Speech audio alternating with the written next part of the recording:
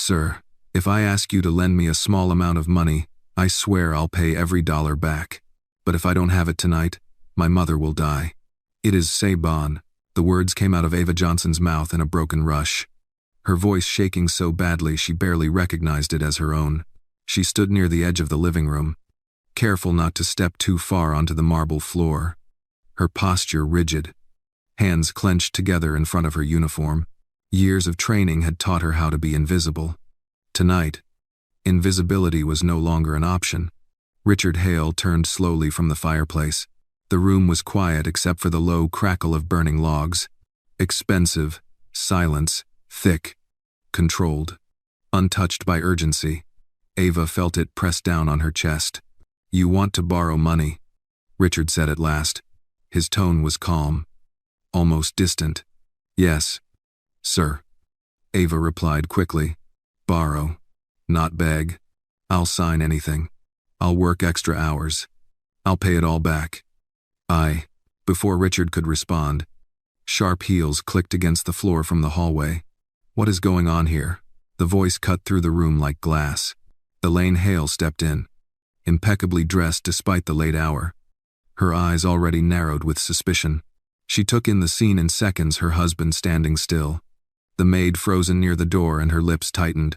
Why is she still here? Elaine demanded. Didn't her shift end an hour ago? Ava swallowed.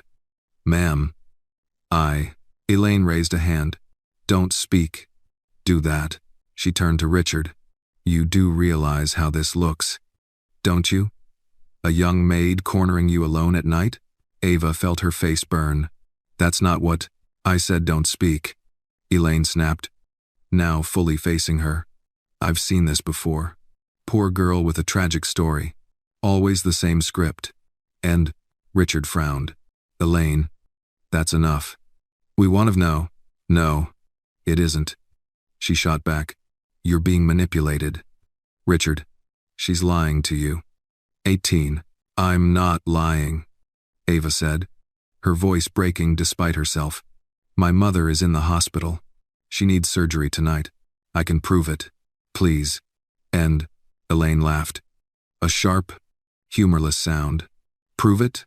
Of course you can. People like you always can. She stepped closer, her eyes cold. You think we don't know how this works? Guilt, tears, gratitude, then more money, then silence. I be so. Ava shook her head desperately. I swear on my life, I'll repay everything. I'll work until I collapse if I have to. I'll be grateful for the rest of my life. OD, that's exactly the problem, Elaine said. Grateful people are dangerous. They cling. Doc of Elaine, Richard warned. But she was already too close. Ava dropped to her knees without thinking, the sound of fabric against marble echoing in the room. Please, she whispered, humiliation flooding her. I'll owe you forever. I'll never forget this. I just need my mother to live. For a moment, even Richard looked stunned. Elaine did not. Disgusting, she said. Get up. This isn't some street corner. Our gran. She reached down suddenly, grabbing a fistful of Ava's hair. Ava gasped in pain. Please, ma'am. Out. Elaine snarled, yanking hard. The world tilted. Ava's knees slipped on the smooth floor, and she was dragged several feet before losing her balance entirely. She cried out as her shoulders slammed into the edge of a table, her body collapsing onto the cold stone near the doorway. Richard moved instinctively. Elaine. Stop. But it was already done. Elaine released her, breathing hard. Get out of my house, she said. If I ever see you try this again, I'll have security deal with you. I was Goteki. Ava lay on the floor, stunned, pain radiating through her arm and hip. Slowly, she pushed herself up, ignoring the tears streaming down her face. She did not look at Elaine again. She couldn't. She looked at Richard. I wasn't lying, she said quietly, and I would have paid you back. Every dollar. It stung. Then she turned and limped out the door. The house fell into silence once more. Elaine exhaled sharply. Honestly, these people, everyone's saying. Richard didn't respond. Something about the way Ava had looked at him, no anger, no accusation, just exhaustion refused to leave his mind. You shouldn't encourage that behavior, Elaine continued. It's dangerous. I create too. Richard set his glass down. Untouched. You hurt her. She deserved it. When 45, he turned to her slowly. Did she? Elaine scoffed. Don't tell me you believe her. It was working 10-10. I don't know, he said. And that's the point. Ivan, Elaine stared at him. Incredulous. You're choosing her story over mine. I'm choosing the truth. Richard replied evenly. Elaine's eyes hardened. Then find it. But don't say I didn't warn you. Tuark. She turned and walked away, heels clicking back down the hallway. Richard remained where he was for a long moment. Staring at the closed door Ava had disappeared through, he replayed her words again and again. Not the plea, but the certainty.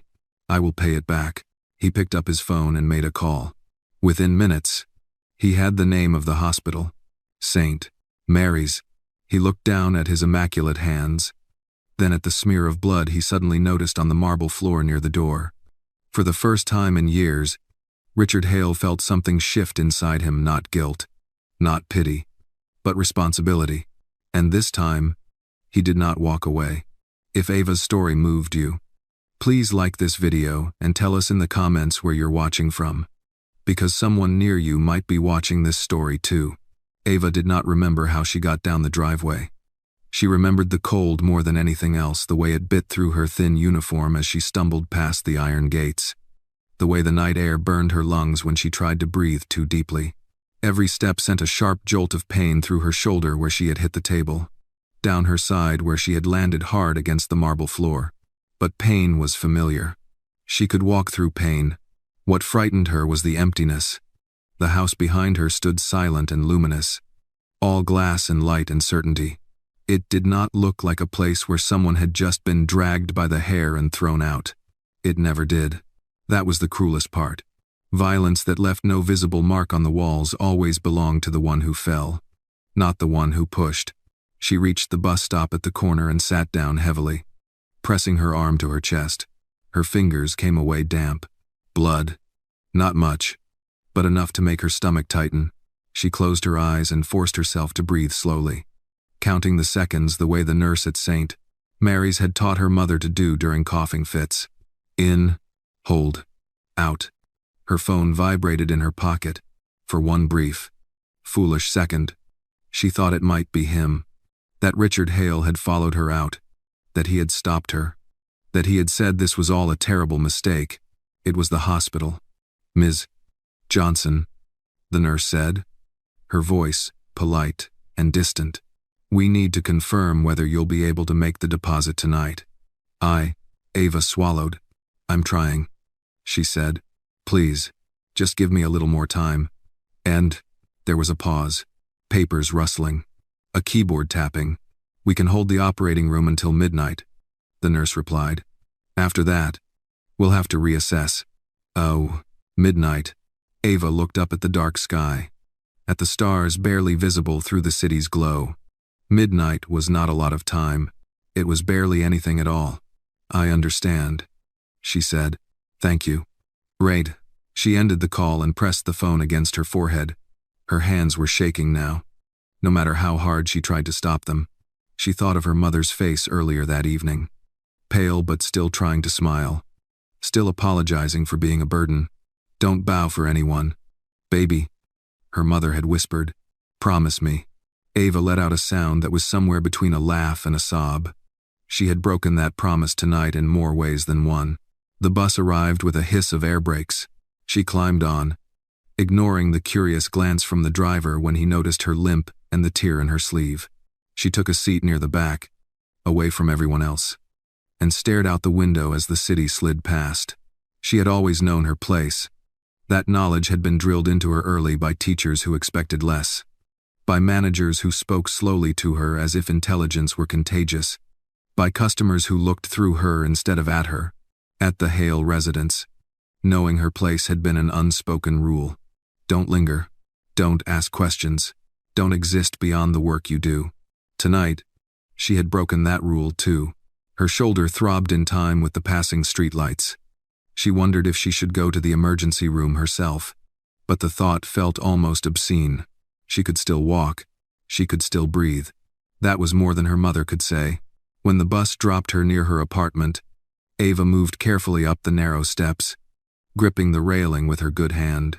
The hallway smelled of fried food and cleaning solution. Normal smells. Familiar smells.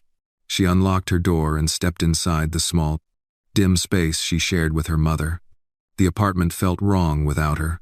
Ava sank onto the couch and finally let herself cry, not loudly, not dramatically, but in silent, shaking breaths that left her dizzy. She pressed her face into the worn fabric cushion, willing herself to be stronger, to think clearly. She needed money. Fast. She thought of coworkers, distant relatives. The small savings account she already knew was empty. She thought of payday loans and the kind of interest that trapped people for decades. She thought of selling her phone, her laptop, the few pieces of jewelry her mother had insisted on giving her over the years. None of it would be enough. Her phone buzzed again. This time, it was a text message from an unknown number. Saint, Mary's hospital has confirmed your mother's condition. I'm on my way. Ava stared at the screen, her heart slamming so hard she felt dizzy. Richard Hale. Her first instinct was disbelief. Her second was fear. She imagined Elaine's face, twisted with anger. She imagined this was some cruel extension of the humiliation, a way to confirm that Ava had lied, to prove her desperation false. Her hands hovered over the screen. She typed, erased. Typed again. You don't have to come. I understand if you changed your mind. The reply came almost immediately. I haven't. Ava sat back, stunned. She did not know what that meant. She did not know what it would cost her. All she knew was that something had shifted, and she had no control over it anymore. Across town, Richard Hale drove through streets he rarely noticed. He had lived in this city for decades, yet entire neighborhoods felt unfamiliar now. Rows of modest buildings, flickering streetlights, people waiting at bus stops with their shoulders hunched against the cold. He caught sight of a laundromat on the corner, its windows fogged with steam, and something twisted uncomfortably in his chest. He thought of Elaine's words. These people.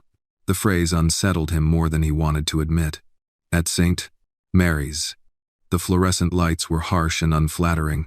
Richard gave his name at the desk and watched the receptionist's expression shift from indifference to recognition, to something like practiced politeness. This way, Mr.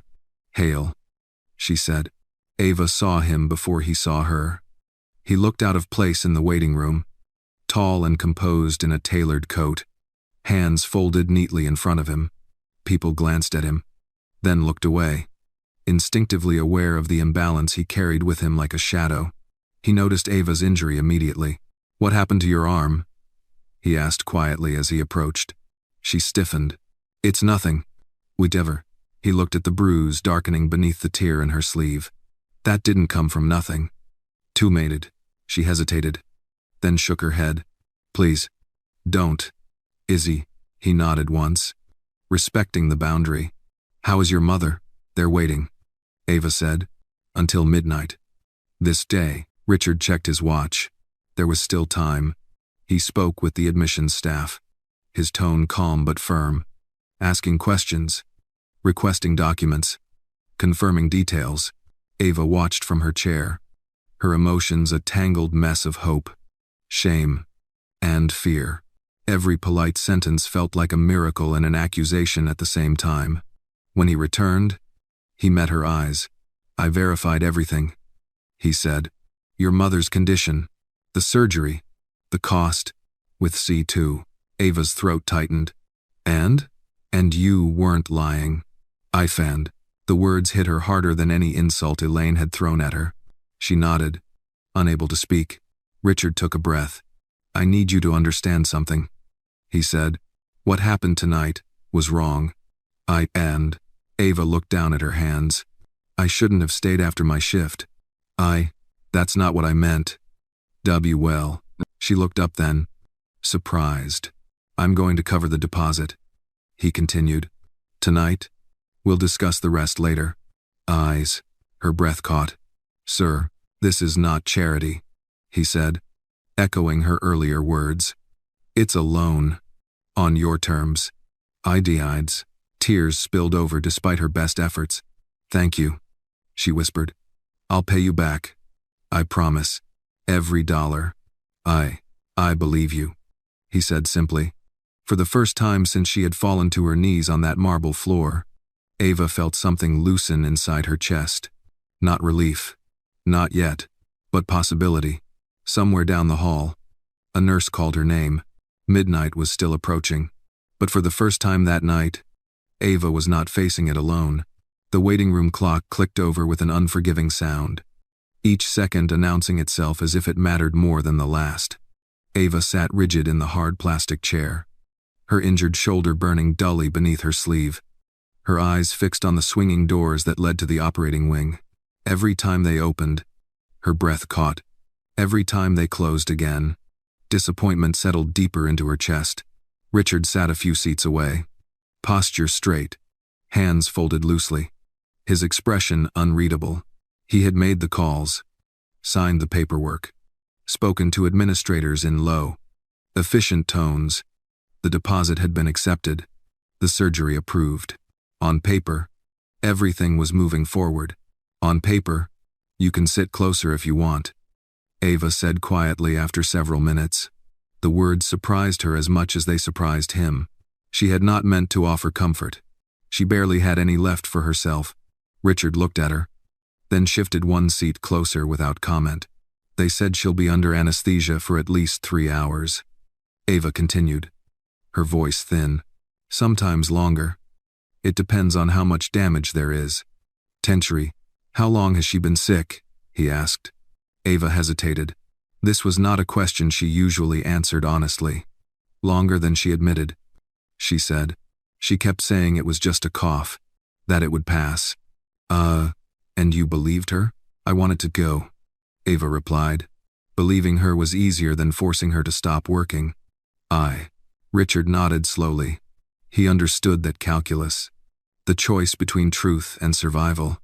He had made versions of it himself, just dressed in better suits. Across the room, a man paced back and forth, his shoes squeaking faintly against the floor. A woman whispered urgently into her phone, her voice breaking as she repeated the same reassurances. The waiting room was full of quiet negotiations with fate, all of them unseen, unrecorded. "This place never sleeps," Ava said, almost to herself. "But it never really rests either." "Is afraid." Richard followed her gaze. "Hospitals are honest," he said. "They don't pretend life is fair." Ava gave a small, humorless smile. "Neither do poor people." "Michael." He glanced at her then, surprised by the bluntness. She met his eyes steadily. No apology in her expression this time. She had nothing left to protect. Minutes passed. Then more. At 11:47 p.m., a nurse approached them, holding a clipboard. Ava stood so quickly her vision swam. "Ms. Johnson?" the nurse asked gently. "Yes." "Dzeng. They've taken your mother into surgery," she said. "You can't see her right now, but the doctor will update you as soon as there's progress."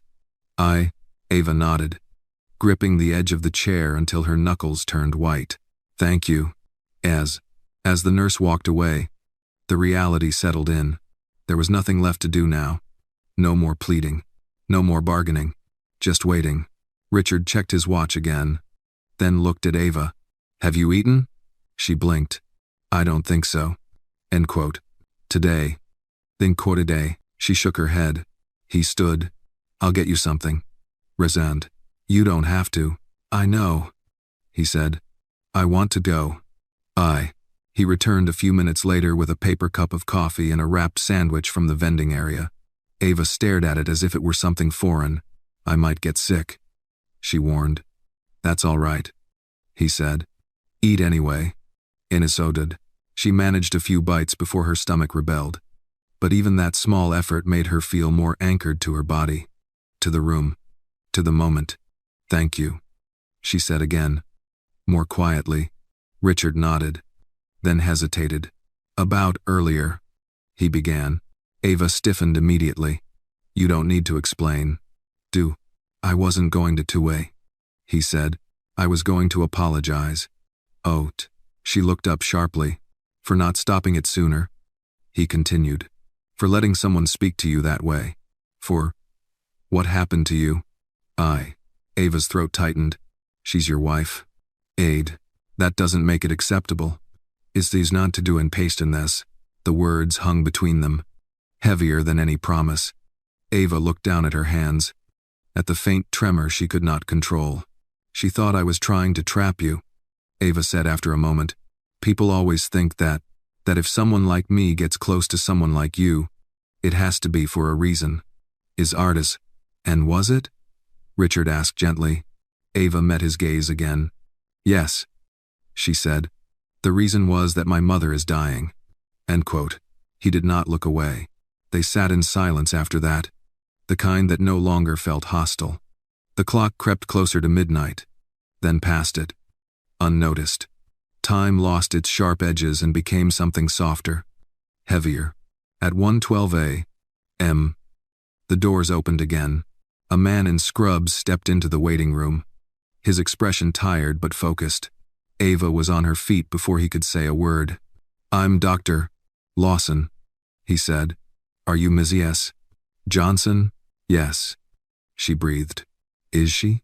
She's still in surgery, he said. It's complicated. There's more damage than we initially thought. Ava's heart sank. But she's alive? Yes, he said firmly. She's fighting, but I need to be honest with you. Recovery will be long. She won't be able to return to her previous work. Ava nodded slowly, absorbing the words. Work could be replaced. Her mother could not. Will she wake up? Ava asked. Dr. Lawson paused. I believe she will, he said, but it may take some time. If we have do that. Richard stepped forward. What does she need? The doctor glanced at him, recognizing the name from the paperwork. A safe environment, no chemical exposure, follow-up treatment, and rest. iOS. Richard nodded. She'll have it. We have to stay 9. Ava turned to him, startled. Sir, we'll talk later, he said quietly. Focus on her. 90 yes, Doctor. Lawson gave a brief nod and returned through the doors. Ava sat back down, her legs suddenly unable to support her. Richard sat beside her again, closer this time. She did not move away. I don't know what happens after tonight, Ava said softly. I don't know how I'm supposed to fix all of this. Richard looked straight ahead. You don't have to fix everything tonight. If you do, she laughed weakly. That's easy for you to say. Which is not quartered. He turned to her. You're right, he said. It is, but it's also true. As Ava closed her eyes, exhaustion washing over her in waves. Somewhere beyond the doors, machines beeped steadily, keeping time for a life she loved more than her own. For the first time since she had been dragged across that marble floor, Ava allowed herself to lean back, just a little, trusting that if she fell asleep, someone else would stay awake. Ava woke to the sound of soft footsteps and the low murmur of voices. For a moment, she didn't know where she was. The sterile smell of disinfectant filled her nose, and a dull ache pulsed through her shoulder. Then memory rushed back all at once, the marble floor, Elaine's hand in her hair, the hospital lights, the waiting room. She straightened abruptly, panic flaring. My mother, she's stable, Richard said quietly. He was standing a few feet away, speaking with Dr. Lawson near the nurse's station. When Ava spoke, both men turned toward her. Richard walked back and took the seat beside her, keeping his voice low. She's still sedated, he continued, but the surgery is over. The doctor says the next 12 hours are critical. But she made it through the night. 18 Vermender. Ava pressed her hand to her mouth. The relief hit her so suddenly her eyes burned. She nodded, afraid that if she tried to speak, she would break apart completely. Dr. Lawson approached, clipboard tucked under his arm. Ms. Johnson, he said gently. You can see her for a few minutes. She won't be awake yet. But hearing familiar voices can help. We have to bend this comment. Ava stood, her legs unsteady. Richard rose as well, instinctively reaching out when she swayed. His hand hovered near her elbow, then stopped, giving her space. I'll wait here, he said. She nodded gratefully and followed the doctor down the corridor. The room was dim, lit only by the glow of monitors. Ava's mother lay still beneath thin blankets, tubes and wires surrounding her in quiet efficiency. Her face looked smaller somehow, fragile in a way Ava had never allowed herself to see before. Ava moved to the bedside and took her mother's hand carefully. I'm here, she whispered. You did it. You're still here. Was no Johning. Her mother didn't respond, but Ava felt the warmth of her skin, the faint pressure of life still present beneath the machines. Tears slid silently down Ava's cheeks as she leaned closer. I'm sorry I didn't make you stop working sooner, she murmured. I'm sorry I let you carry everything alone. She stayed like that for several minutes, speaking softly, recounting small memories, burnt toast on Sunday mornings, laughter over old movies, the way her mother used to hum while folding laundry, ordinary things, human things. When the nurse signaled that time was up, Ava squeezed her mother's hand one last time and stepped back. I'll be right outside, she promised. The waiting room felt different when she returned. Less hostile, less sharp. Richard was speaking on his phone, his tone controlled but intent. Yes, he said. I want a full report. Dates, vendors, safety records, everything. Is she? He ended the call and turned to Ava. How is she? She's still here, Ava said. That's enough for now. It is tenning, friend. He nodded. Dr.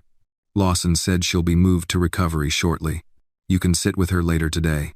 End quote. Ava hesitated, then gestured toward her arm. I should probably clean this up. Everyone, Richard frowned. You're injured. Way, it's not serious. That's what people always say when it is no. Is a better to myself. He guided her gently toward the triage area. Ava didn't argue this time. The adrenaline was gone, and the pain had sharpened into something undeniable. As the nurse cleaned the scrape on her shoulder and wrapped it carefully, Ava stared at the wall, embarrassment creeping in. You didn't deserve that, Richard said suddenly. She glanced at him. I know. Yet, he seemed surprised by her certainty. I've spent my whole life being told what I deserve. Ava continued quietly. Eventually, you learn the difference between what people say and what's true. Was not to him. The nurse finished and stepped away. Richard watched Ava flex her arm experimentally. I spoke to my driver, he said. He's outside. I can take you home. Or wherever you need to go.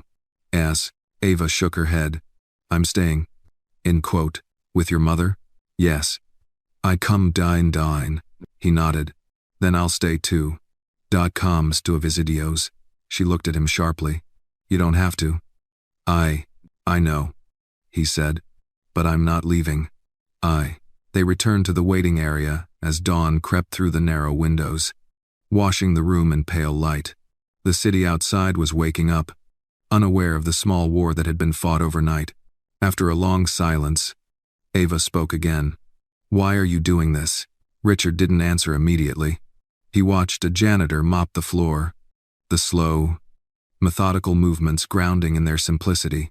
Because last night, he said finally, I realized how easy it is to mistake distance for innocence. Well, she studied him. Your wife doesn't see it that way. End quote. No, he agreed. She doesn't. See. Ava lowered her gaze. She thinks I was trying to trap you. Richard let out a slow breath. Elaine believes that everyone is always trying to take something. We have this planned. And you? Ava asked. He met her eyes. I think some people are just trying to survive. It is S. They sat quietly after that. Nurses came and went. Doctors spoke in hushed tones. Time stretched and contracted in strange ways. Later that morning, Dr. Lawson returned with an update. She's responding well, he said. There's a long road ahead, but the immediate danger has passed. Iward, Ava exhaled shakily. Thank you. There's working bald and with tensure. As the doctor walked away, Richard stood. I need to make a few more calls, he said. About her care. And about other things. Ava nodded. I understand. Before he turned away, she spoke again. Mr. Hale. He paused.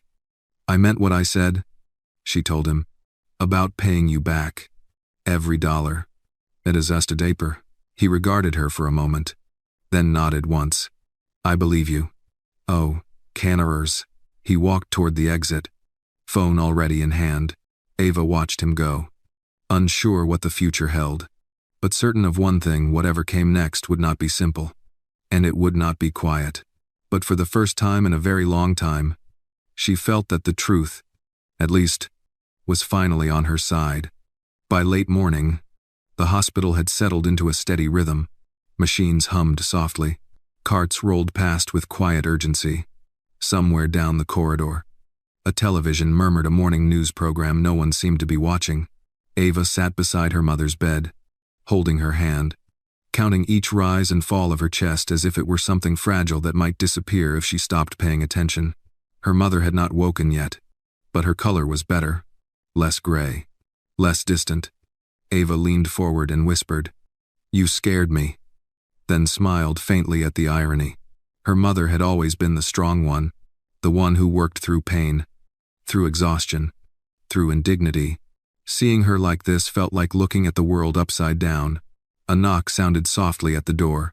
Richard stood in the doorway, jacket draped neatly over his arm, his expression composed but alert. He looked different in the daylight, less imposing, more human. The faint lines around his eyes visible now. They moved her to recovery, he said quietly. That's a good sign. 82, Ava nodded. Thank you. For everything. Well, he stepped inside but stayed near the door, careful not to intrude. I spoke with the hospital's financial office, he continued. Your mother's immediate care is covered. The rest will take it one step at a time. Withers Paka. Ava tightened her grip on her mother's hand. I don't want special treatment. Was no. Richard met her gaze. You're not getting it. You're getting adequate treatment.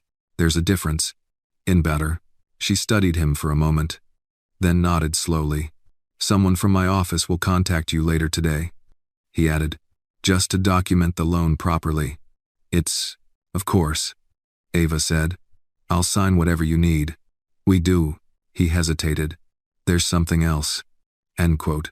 Her shoulders tensed. What is it? I've asked for an internal review, Richard said, regarding the laundry facility where your mother worked. Vendors. Safety. Compliance. Exposure records. Ava stared at him. Why? Because if her illness is connected to negligence, he said evenly, someone needs to be held accountable. Her throat tightened. People like us don't get accountability. 8. People like you should, he replied. The certainty in his voice unsettled her more than doubt would have. Before she could respond, her phone vibrated on the small table beside the bed. A message lit up the screen. Unknown number. She opened it and felt the blood drain from her face. You humiliated yourself and my family. Don't mistake silence for forgiveness. This isn't over. Elaine. Ava closed her eyes briefly, steadying herself. Richard noticed immediately. What happened? She hesitated, then handed him the phone. He read the message once, then again. His jaw tightened. She shouldn't be contacting you, he said. Ava gave a tired smile. I'm used to worse. That doesn't make it acceptable. What? It makes it survivable, she corrected gently. Richard exhaled slowly. I'll handle it. With most ejonical dog time, Ava shook her head. Please don't make this harder. 2 eyes. He looked at her sharply. Harder for who? For you, she said. For me. For my mother. I don't want trouble. I just want her to live. With factitude, Richard considered that, then nodded once. All right. But understand something. Silence isn't neutrality. Not anymore. Yes. He glanced toward the bed. I'll come back later. You should try to rest. I will, Ava said, though she wasn't sure how. When he left, Ava sank back into the chair, exhaustion crashing over her in waves. She thought of the night before, of Elaine's hands in her hair, of the marble floor rushing up to meet her. She touched the bandage on her shoulder unconsciously. Her phone buzzed again. This time, it was a call from a number she recognized. Ava, the nurse said softly. Your mother is waking up. Eddie. Ava was on her feet instantly. Her mother's eyes fluttered open, unfocused at first. Her lips parted slightly as she tried to speak. Hey, Ava whispered, leaning close. I'm here. Which commented. Her mother frowned faintly. Why? Why are you crying? Ava laughed softly through her tears. Because you're stubborn. Aided by Endire dime. Her mother smiled weakly. That's my girl. Ava pressed her forehead gently against her mother's hand. You're going to get better, she said. But you're not going back to that place. Ever. Where? Her mother's brow furrowed. The money. Don't. Ava said quickly. Just rest. Indien, crazing body down. Later that afternoon, Ava stepped out into the hallway to breathe. The weight of the last 24 hours pressed down on her chest. But beneath it, something else stirred. Resolve. Richard was standing near the window at the end of the hall, speaking quietly into his phone. No, he said. I want full transparency. If there's liability, we face it. If there's wrongdoing, we fix it. Is signed. He ended the call and turned as Ava approached. She's awake, Ava said. His expression softened. I'm glad. Oh, she remembers nothing. Ava added. About last night. That's probably for the best. 2C2. Ava hesitated. Mr. Hale. Richard. I'd problem. He raised an eyebrow slightly. Yes? Oh, I need you to understand something, she said. I didn't ask you because you're rich. I asked you because you were the last door left. Defined to be. He nodded slowly. I know. End quote. And if this causes problems for you at home, at work, it already has, he said calmly. She looked at him, startled. And I'm still here, he continued. That should tell you something. Ava studied his face, searching for signs of regret. She found none. Outside the window, the city moved on, unaware of the small shifts happening inside this narrow corridor, shifts that would ripple outward in ways neither of them could yet see. Ava squared her shoulders. Then I'll do my part. Which is, survive, she said, and pay you back, with interest, if you insist. Is not. A corner of his mouth lifted. We'll discuss terms later. Again, for the first time since she had walked into that grand living room and spoken the words that changed everything, Ava allowed herself a small, cautious hope. Not that justice would be loud, but that it might finally be real. The hospital room smelled faintly of antiseptic and warm linen, a strange combination that Ava was beginning to associate with relief and fear at the same time. Her mother slept again, the rise and fall of her chest slow but steady, a rhythm Ava had memorized over the past few hours. Each breath felt like a small victory. Ava sat beside the bed, her back straight despite the ache in her shoulder, her hands folded neatly in her lap. She looked composed now, but inside her thoughts were restless, circling the same questions over and over. What would happen next? How long could this fragile calm last? A soft knock sounded at the door. Ava turned as Richard stepped inside, this time without his coat. His tie was loosened. The crisp edge of formality softened just enough to suggest fatigue. He paused when he saw Ava's mother sleeping, then lowered his voice instinctively. I spoke with the attending physician, he said. They're optimistic, cautiously, but genuinely. Ava nodded. That's more than I was hoping for yesterday. Gay, as Nana before pated. Yesterday feels like a long time ago, he replied. It did. Less than 24 hours had passed since she had stood trembling in his living room, her dignity stripped away piece by piece. Yet the distance between that moment and this one felt enormous, as if something fundamental had shifted in the space between. Richard moved closer. Stopping at the foot of the bed, he studied Ava's mother for a moment. His expression unreadable. She worked hard, Ava said quietly, following his gaze. Always did, even when she shouldn't have. Is fearant, Richard nodded. People like that rarely think they're allowed to stop. Is the dynas in naste? Ava glanced at him. People like that? People who believe rest is something you earn after everything else is done. He clarified. And everything else is never done. Does not have I vord den.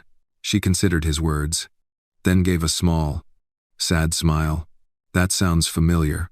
It's sad. They stood in silence for a moment, the machines filling the gaps where conversation might have gone. There's something you should know, Richard said finally. About what happens next. Reported. Ava's stomach tightened. Okay. With free night. I won't pressure you, he continued. But I won't pretend this will be simple either. My wife is not pleased. Ava looked down at her hands. I don't want to cause problems in your marriage. It is not. Richard's jaw tightened slightly. You didn't cause them. We can. That's not how she sees it. No. He agreed. It isn't. I won. He took a breath, as if choosing his words carefully. Elaine believes control is the same as order. When something disrupts that, she reacts. Ava thought of the sudden pain, the shock of being pulled backward, the cold floor against her skin. Violently, she said before she could stop herself. Richard met her eyes. He didn't look away. Yes. Ava swallowed. Then why are you still helping me? He answered without hesitation. Because being silent would make me complicit. I bring. The words settled heavily between them. Ava turned back to her mother, watching the slow blink of the monitor. I don't want pity, she said. And I don't want protection. I just want fairness. Richard nodded. That's usually the most dangerous thing to ask for. End quote. She huffed a quiet, humorless laugh. So I've been told. There, Buvert. A nurse appeared briefly to adjust a line, murmuring reassurances before moving on. When the door closed again, Ava shifted in her chair, wincing slightly. You should sit back, Richard said. You've barely rested. End quote. I'm fine. Mister, you're injured. So is my pride, she replied softly. One of them will heal. As way. He watched her for a moment, then pulled a chair closer and sat. You don't have to carry everything alone, he said. Ava turned toward him. You know what's strange? I've heard people say that my entire life, usually right before they leave. Well, I'm not saying it lightly. I know, she said. That's what scares me. Will do. He studied her face, seeing not weakness but caution earned the hard way. Trust doesn't have to be immediate, he said. It can be gradual, conditional. She nodded slowly. Like a loan. Oper. A faint smile crossed his face. Exactly. I won. Her phone buzzed quietly in her pocket. She checked the screen and felt a familiar knot form in her chest. Another message from Elaine. You think one night makes you untouchable? It doesn't. Remember where you belong. Ava closed her eyes briefly, then slipped the phone back into her pocket without responding. Richard noticed the shift in her expression. More messages? Yes. AD. Do you want me to intervene? Ava shook her head. Not yet. It sighed. Why not? Because I don't want to be rescued, she said simply. I want this to be right. Too. He leaned back, considering her words. Sometimes doing what's right looks a lot like rescuing, he said. The difference is consent. Ez's. She looked at him then. Really looked at him. Then if I ask, she said carefully. Will you still help? Yes, he replied. If you ask. Ardor. She nodded, absorbing that. Later that afternoon, a social worker stopped by to discuss discharge planning, outlining medications, follow-up appointments, lifestyle changes. Ava listened intently, asking questions, taking notes. Richard stood nearby, silent but attentive, occasionally stepping in to clarify details or confirm arrangements. When the social worker left, Ava exhaled slowly. "It's a lot." "Oh, it is," Richard agreed. "But it's manageable." "Why?" She looked at him with a mixture of gratitude and something else, resolve. "I'll need to find different work," she said. "Something safer, something stable." "It is. I may have an idea," he replied. Ava stiffened. "I don't want charity." "Tuwei, it's not charity," he said calmly. "It's an opportunity. If you decide it makes sense. If not, you walk away." It was duddy. She considered that. "We'll talk later." "Easy, free too." "That's fair." As evening approached, the light in the room softened. Ava's mother stirred again, her eyes fluttering open. "Ava?" she murmured weakly. "I'm here," Ava said instantly, leaning forward. "You're okay. You're safe." Her mother's gaze drifted, then settled briefly on Richard. Confusion crossed her face. "Who?" "A friend," Ava said after a heartbeat. "Someone who helped." Her mother nodded faintly, already slipping back into sleep. Richard stepped back, giving them privacy. Ava watched her mother's face relax, then straightened slowly. "She's going to ask questions," Ava said quietly. "So will you," Richard replied. "Yes," she agreed. "I will." They walked out into the hallway together. The hospital buzzed with the low hum of evening activity. Lives intersecting and diverging in quiet, constant motion. "I don't know what this makes us," Ava said as they stopped near the elevators. "It doesn't have to make us anything yet," Richard replied. "Sometimes it's enough to keep going." 10, she nodded. "Then that's what I'll do." Where the reason tome. As they parted ways for the night, Ava felt the weight of exhaustion settle over her, but beneath it, something steadier had taken root. She had been hurt, humiliated, dismissed, but she was still standing. And somewhere between a marble floor and a hospital bed, the truth had begun to surface. Slow and undeniable, morning light filtered through the hospital windows in thin, pale bands, illuminating dust motes that drifted lazily in the air. Ava watched them move as she sat beside her mother's bed, counting time not by hours but by breaths. Each inhale still sounded fragile to her, as if the air itself might refuse to cooperate.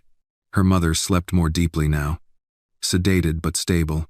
The machines no longer felt like threats. They were companions, watchful, steady, indifferent in the way only machines could be. Ava shifted carefully in her chair, her shoulder protesting with a sharp reminder of the night before. She ignored it.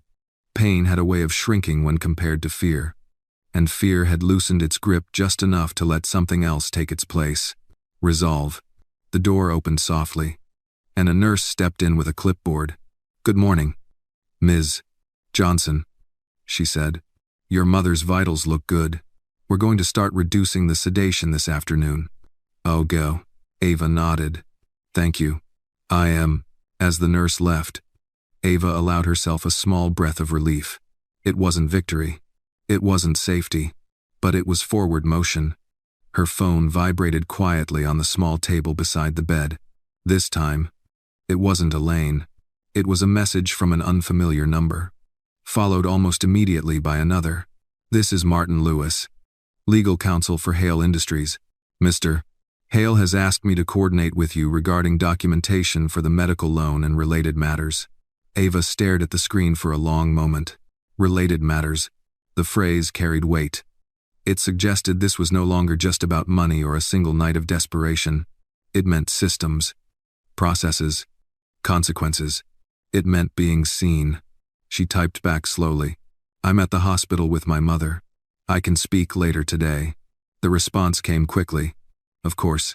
There's no rush. Please focus on your family." Ava exhaled, surprised by the courtesy. She slipped the phone back into her pocket and turned her attention back to her mother. A few hours later, as the sun climbed higher, Richard arrived. He didn't announce himself this time. Ava sensed him before she saw him. The quiet shift in the room's energy. He stood near the door, hands in his pockets, scanning the monitors with practiced calm. "How is she?" he asked. "They're going to wake her up slowly," Ava replied. "She should be more alert by tonight." "Well, that's good," he said. He hesitated, then added, "How are you?" She gave a short laugh. "I don't know yet." "I work out." He nodded. "Fair." Dudded. They stepped out into the hallway together, the door closing softly behind them. The corridor smelled faintly of coffee and antiseptic, the hospital's version of normalcy. "I spoke to my attorney," Richard said as they walked. "Not to protect myself, to make sure everything we do is clean. Transparent." 18 said. Ava stopped walking and turned to face him. "Why are you telling me this?" "Because I don't want you to think there are strings you can't see," he replied. "Or traps you didn't agree to, El." Her gaze searched his face. "People like me learn to look for those first. Number 10s. I know. It is, doesn't it?" They resumed walking. Slower now. "I also spoke with human resources," he continued, "about your position at the house." It was Pat de Zelfast. Ava's stomach tightened. "Am I being fired?" "No," he said immediately. "But I want to be honest. Things there won't be the same." One. She let out a breath she hadn't realized she was holding. "I didn't expect them to be." "It's not of though. Elaine is resistant," Richard said carefully, "to any situation she doesn't control." Ava thought of the message. The threat wrapped in polite cruelty. "She doesn't see me as a situation," Ava said quietly. "She sees me as a problem." "I do's." Richard didn't deny it. "That's why I think it may be better for you not to return." "Oh, day." Ava stopped again. "I need that job." "Is there work at 9? You need safety more," he replied. "And dignity." She crossed her arms, wincing slightly as her shoulder protested. "I don't want to be moved out of the way because I make someone uncomfortable." "Derry Duix. That's not what this is." "Eza, isn't it?" Richard met her gaze steadily. "This is about removing you from harm, not from sight." Two-way. They stood there for a moment, the hallway buzzing quietly around them. "I have an opening at one of our smaller offices," he said. "Administrative support, predictable hours, clean environment. It's not a favor. You're qualified." With her wasnar, Ava absorbed that slowly. "And my mother? She'll need care," he said. "Follow-ups. A stable schedule. This would allow that." "Permabit." Ava looked away, wrestling with the familiar fear that acceptance would erase her independence, that taking help would somehow make her smaller. "You don't have to decide now," Richard added. "Nothing happens without your consent." "Represent," she nodded. "Thank you for saying that." "I do." They returned to the room just as Ava's mother stirred, her eyelids fluttering open with more focus this time. "Ava?" she murmured. "I'm here," Ava said instantly, moving to her side. "You're doing great." "Was odd example at duty," her mother blinked, then frowned slightly as she took in the unfamiliar surroundings. "What happened?" "You got sick," Ava said gently. "They fixed what they could. Now you need to rest." And her mother's gaze shifted to Richard, who stood a respectful distance away. "Who's that?" Ava hesitated, then said, "Someone who helped us." Her mother studied him for a moment, then nodded faintly. "Thank you," she said, her voice weak but sincere. "You're welcome," Richard replied quietly. As the day wore on, Ava watched her mother grow more alert, asking questions, complaining softly about the machines, about the dryness in her throat. Normal complaints, beautiful complaints. Late in the afternoon, Richard received a call. He stepped into the hallway, his expression tightening as he listened. When he returned, Ava noticed immediately. "What is it?" "My wife," he said. "She's not happy with the direction things are taking." "Oberty." Ava's shoulders tensed. "I don't want to be the reason." "You're not," he interrupted gently. "You're the reason I'm finally paying attention." "Oh," as dudded. She studied him, seeing the cost in his eyes. "This could get ugly." "Oh, it already is," he said. "The difference is that now it's honest." I pried. Ava leaned back in her chair, exhaustion settling into her bones. I didn't plan any of this, she said. I know, Richard replied. But plans aren't the same as responsibility. As evening approached, the hospital lights softened again, shifting into night mode. Ava sat quietly, holding her mother's hand, feeling the warmth. The life still there. Whatever came next, lawyers, accusations, choices could wait a few more hours. For now, her mother was alive, and Ava was no longer invisible. That night, Ava did not leave the hospital. She lay curled on the narrow visitor's couch beside her mother's bed, shoes still on, jacket pulled tight around her shoulders. The lights were dimmed, the hallway quieter now, but the building never truly slept. Somewhere nearby, a machine beeped steadily, counting out time in a language Ava was beginning to understand too well. Her mother stirred occasionally, murmuring half-formed words before drifting back into sleep. Each sound made Ava's heart jump, then settle again. She had learned this rhythm: fear, relief, repeat. At some point past midnight, Ava's phone buzzed softly in her hand. A new message. She stared at the screen for a long moment before opening it, bracing herself. This is Elaine Hale. We need to talk. Ava's chest tightened. She glanced at her mother, then carefully stood and stepped into the hallway, moving far enough away that her voice would not carry.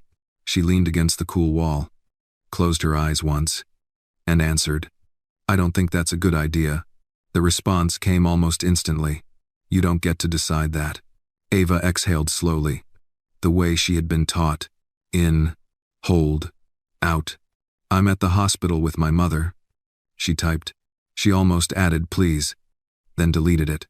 There was a pause this time, long enough to make Ava hope, briefly, that the conversation might end there. Then her phone rang. Ava hesitated, then answered. Hello. Well, do heaven 23. Elaine's voice was smooth, controlled, stripped of the earlier rage. That somehow made it worse. You've caused quite a disruption, Elaine said. Do you have any idea how humiliating this is for me? Ava closed her eyes. I didn't intend to. Intentions are irrelevant. Elaine cut in.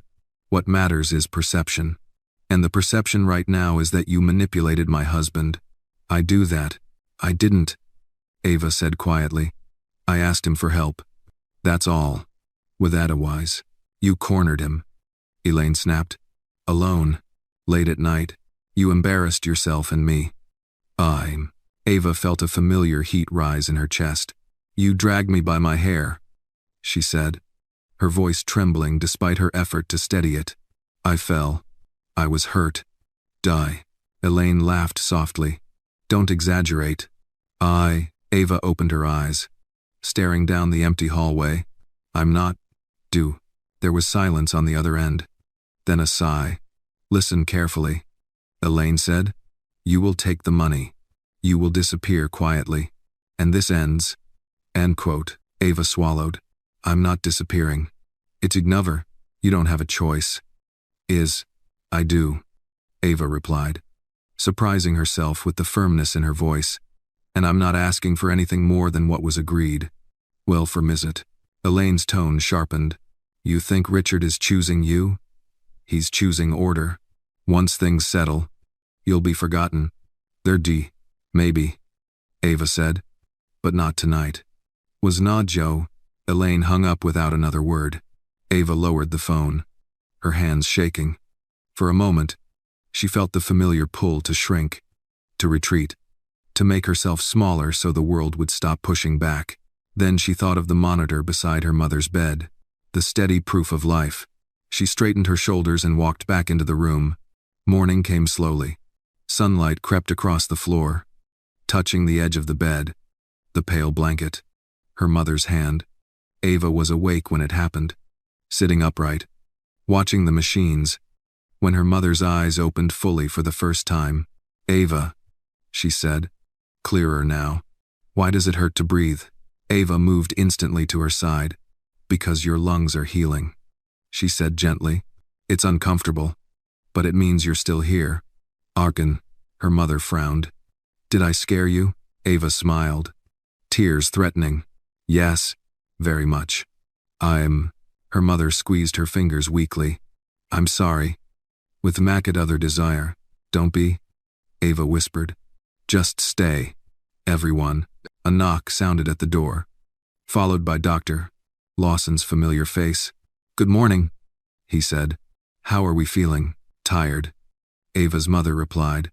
Hungry. Is not 2,000. The doctor smiled. That's an excellent sign. Joe.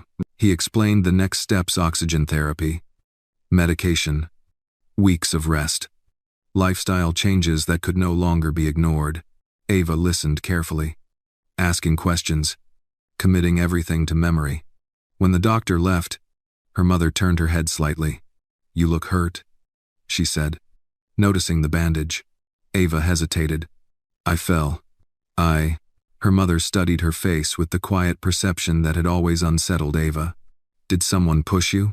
Ava didn't answer right away. It doesn't matter, she said finally. Her mother sighed softly. It always matters. Oh, desires. Later that morning, Richard arrived again, carrying a paper bag and a quiet seriousness.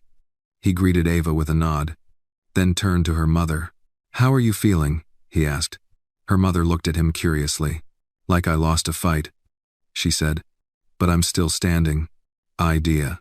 He smiled faintly. That counts. Is not common. When Ava stepped out into the hallway with him a few minutes later, he spoke first. Elaine called me last night. E1. Ava stiffened.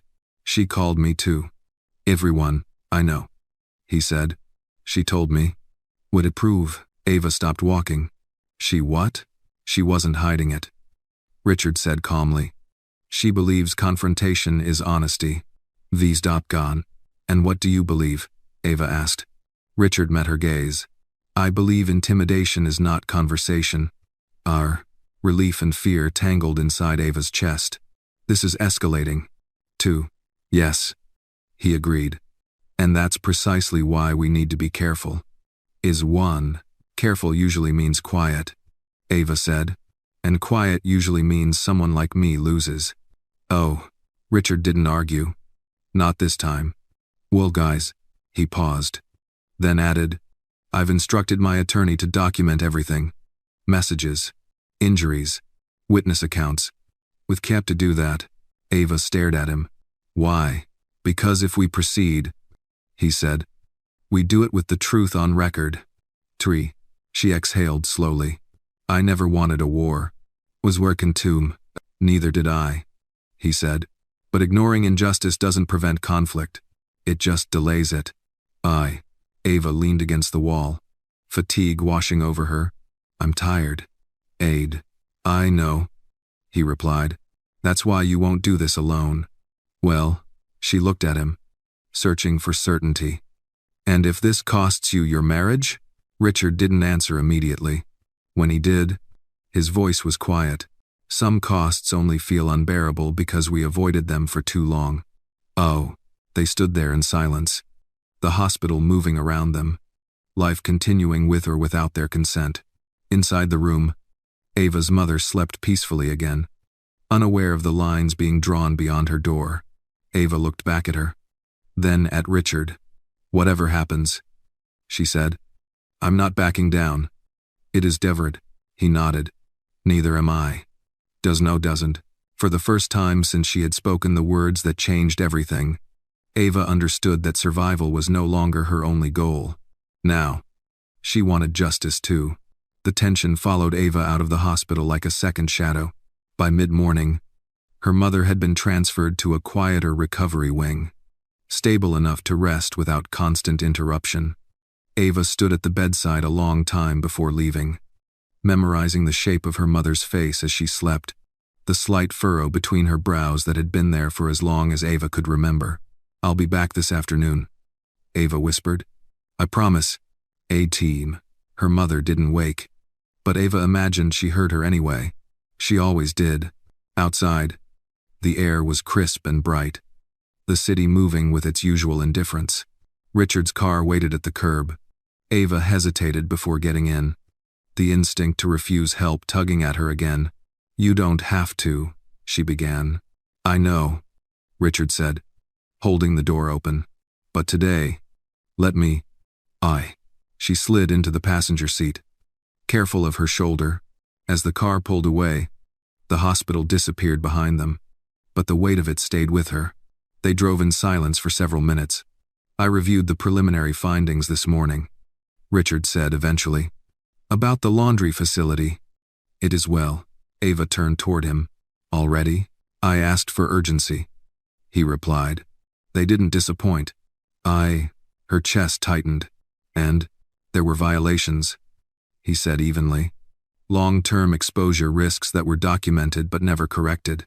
Your mother wasn't the only one affected." To give the detective ire, Ava looked down at her hands.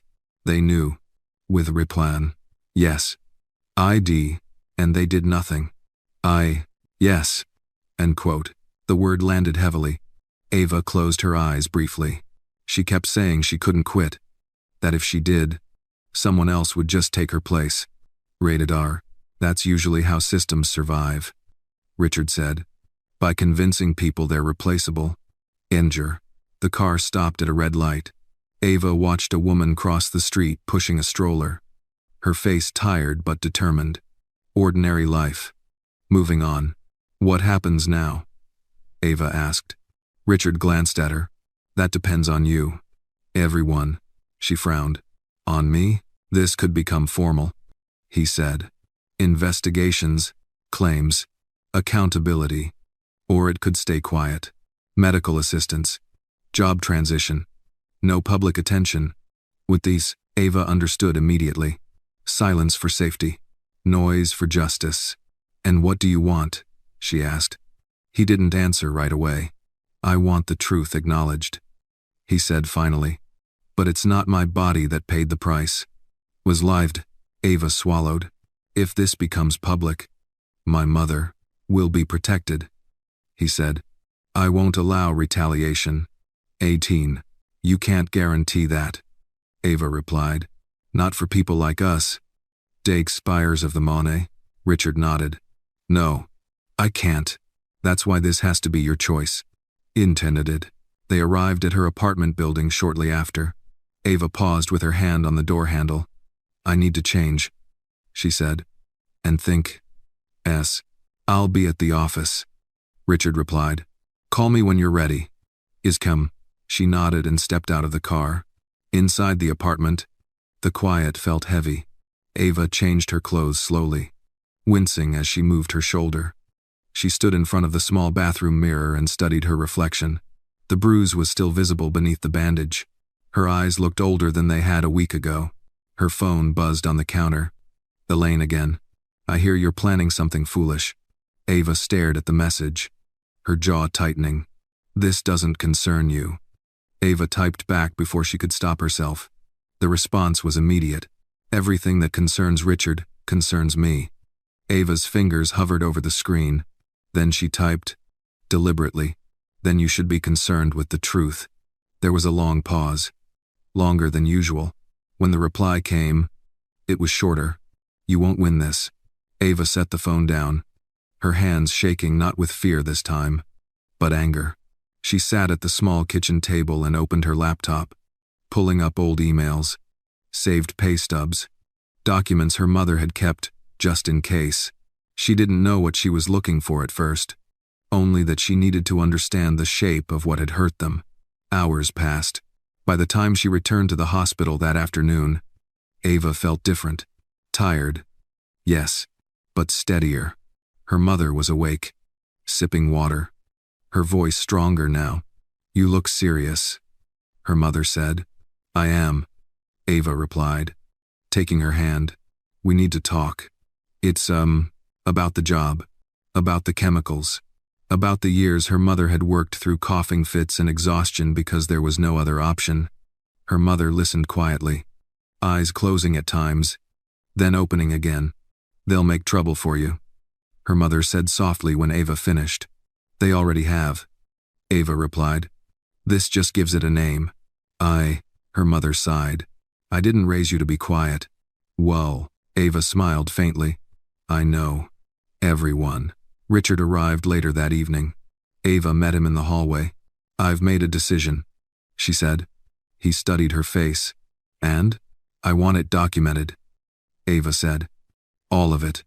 What happened to my mother? What happened to me? The messages. The injury. Richard nodded slowly. That will escalate things. Oh, I know, Ava replied. But silence already cost us years. And he held her gaze for a long moment, then nodded. Then we proceed carefully. And thoroughly. Yes, Elaine won't stop, Ava said. No, Richard agreed. She won't. I can see will.com. And if this destroys your marriage? He exhaled. Then it tells me something was already broken. Du prize. Ava absorbed that. Then nodded. All right. Matigno. They walked back into the room together. Ava's mother looked at them, understanding more than either of them said. Outside, night fell over the city, quiet and indifferent. But inside Ava, something had hardened into clarity. She had spent her life surviving systems designed to overlook her. Now, she intended to make one of them answer. The first formal meeting took place 2 days later. Ava sat at the long conference table on the 32nd floor of Hale Industries, her hands folded neatly in front of her, her posture straight despite the tension pulling at her shoulders. The room was all glass and steel, designed to impress and intimidate in equal measure. She had cleaned rooms larger than this, rooms that belonged to people who never once wondered how they had earned so much space. Richard sat at the head of the table. To his right was Martin Lewis, his attorney, gray-haired and precise, already arranging documents into neat stacks. Across from Ava sat 2 representatives from compliance and risk management, their expressions polite, distant, professional. Ava had never been in a room like this as anything other than staff. Now she was the reason it existed. Before we begin, Martin said, adjusting his glasses, I want to be clear. Ms. Johnson is here voluntarily. She is not an employee under review. She is a witness. To weaken to ire. One of the compliance officers nodded. Understood. I am deliberated. Ava felt her throat tighten at the word witness. It made everything feel real in a way nothing else had yet. Richard glanced at her. You don't have to do this today if you're not ready. Good night. Ava met his eyes. I'm ready. It's CeeLo. Martin slid a folder toward her. We'll start with the events of last week. Take your time. Well, Ava opened the folder and stared down at the blank legal pad inside. For a moment, the room faded.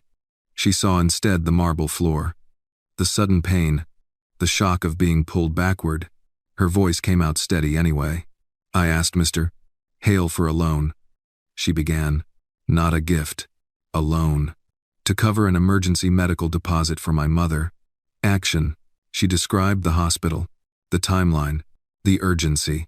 She described Elaine's entrance into the room, the accusations, the humiliation. When she reached the moment where Elaine had grabbed her hair, Ava paused, her fingers tightening around the pen. It's all right, Martin said quietly. You can stop if you need to. Well, Ava shook her head. No, I won't. She finished the account without embellishment. Just facts. Just truth. When she was done, the room was silent. One of the compliance officers cleared his throat. Ms. Fallon. Johnson. Were there any witnesses to the physical altercation? No, Ava replied. But I was treated for my injury at St. Mary's Hospital. A dozen trans. Martin nodded.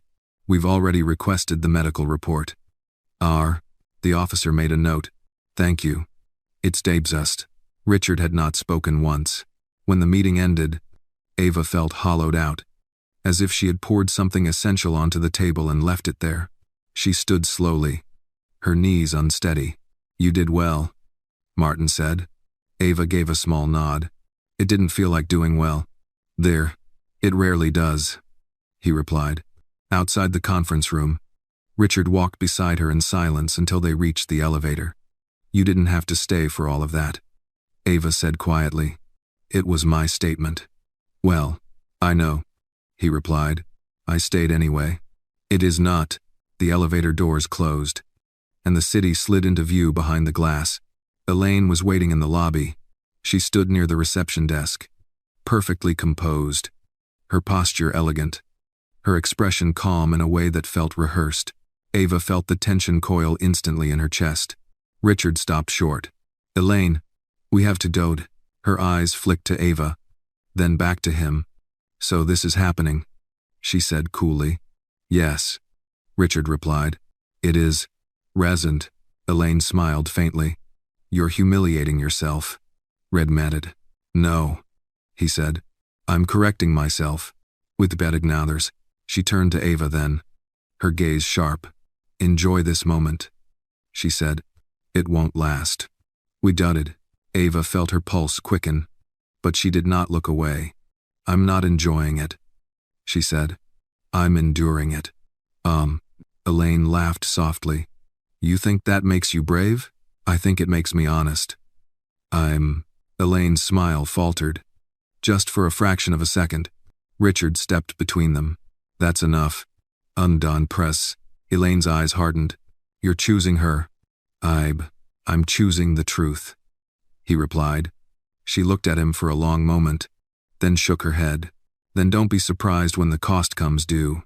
18 minutes in Frested. She turned and walked away, heels clicking sharply against the marble. Ava exhaled slowly, only then realizing she had been holding her breath. "I'm sorry," she said. "She shouldn't have confronted you like that." "Mark," Richard shook his head. "This isn't on you." They exited the building together. Outside, the city was loud, indifferent, alive. Richard's phone rang. He glanced at the screen and frowned. "It's my board chair." "Ender." Ava stiffened. "You don't have to answer." "I'm 7 Parrot." "I do," he said. He stepped a few feet away, speaking in low tones. Ava watched his expression tighten, then smooth itself back into calm. When he returned, his jaw was set. "They're concerned," he said. "About exposure, about precedent." And you?" Ava asked. "I'm concerned about doing what's right," he replied. "Those concerns don't always align." I wonder. They drove back to the hospital in silence. Ava's thoughts churned. She had known this would ripple outward. She just hadn't known how fast. Her mother was awake when they arrived, her color improving, her voice stronger. "You look tired," her mother said as Ava sat beside her. "I am," Ava admitted. Her mother squeezed her hand gently. "Whatever you're doing," she said, "do it all the way." "Over." Ava smiled faintly. "I plan to go." "Oh." Later that evening, as Ava stood at the window of the recovery room, watching the city lights flicker on, her phone buzzed again. This time, it was a message from an unknown number. "We know what you're trying to do. Be careful." Ava stared at the screen, her heart pounding. Richard noticed her expression. "What is it?" She handed him the phone without a word. He read the message once, then looked at her, his expression darkening. This just crossed another line. Then with most advisory, Ava swallowed. "I didn't think it would be this fast." Neither did I," Richard replied. "But now we know what we're dealing with." She looked back at the window, at the city that had never made room for her before. "I won't stop," she said quietly. Richard nodded. "Then neither will I." End quote. Somewhere far below, traffic moved steadily, unaware that a quiet confrontation had begun, one that would not be settled in boardrooms alone, but in truth, persistence, and the cost of refusing to look away. The first real consequence arrived the following morning. Ava was sitting beside her mother's bed, carefully helping her sip broth. When Richard's phone rang, he glanced at the screen, his expression tightening in a way Ava had learned to recognize. "I need to take this," he said quietly. Ava nodded. "I'll be here." He stepped into the hallway, his voice low but firm as the door closed behind him. Ava focused on her mother, who grimaced slightly as she swallowed. "Tastes like cardboard," her mother muttered. Ava smiled faintly. "You always said hospital food builds character." "We have dire," her mother huffed. Then I must be very strong by now. A Bratoon. Ava laughed softly, then noticed her mother watching her more closely than before. What's wrong? Her mother asked. Ava shook her head. Nothing. That's a lie, her mother said gently. You never were good at hiding things from me. Oh, Ava hesitated, then sighed. Things are complicated. Everyone. Her mother's gaze drifted toward the door. That man, she said slowly, he's kind to you. He's trying to do the right thing, Ava replied. Her mother nodded. Those are not always the same. Before Ava could answer, the door opened again. Richard stepped back inside, his face composed but strained. That was the board, he said quietly. Ava felt her chest tighten. And they want this contained, he replied. No further documentation. No escalation. Quiet resolutions. Ava's jaw clenched. And you said? I said no. Everyone. The word landed with weight. Her mother looked between them, understanding more than Ava wished she did. Am I the reason you're fighting? She asked softly. No, Ava said immediately. You're the reason I'm not backing down. Her mother studied her face, then reached out and squeezed her hand with surprising strength. Then don't. Duhaded. Richard watched the exchange, something unreadable passing through his eyes. They're scheduling an emergency session this afternoon, he continued. They'll try to overrule me. That cries.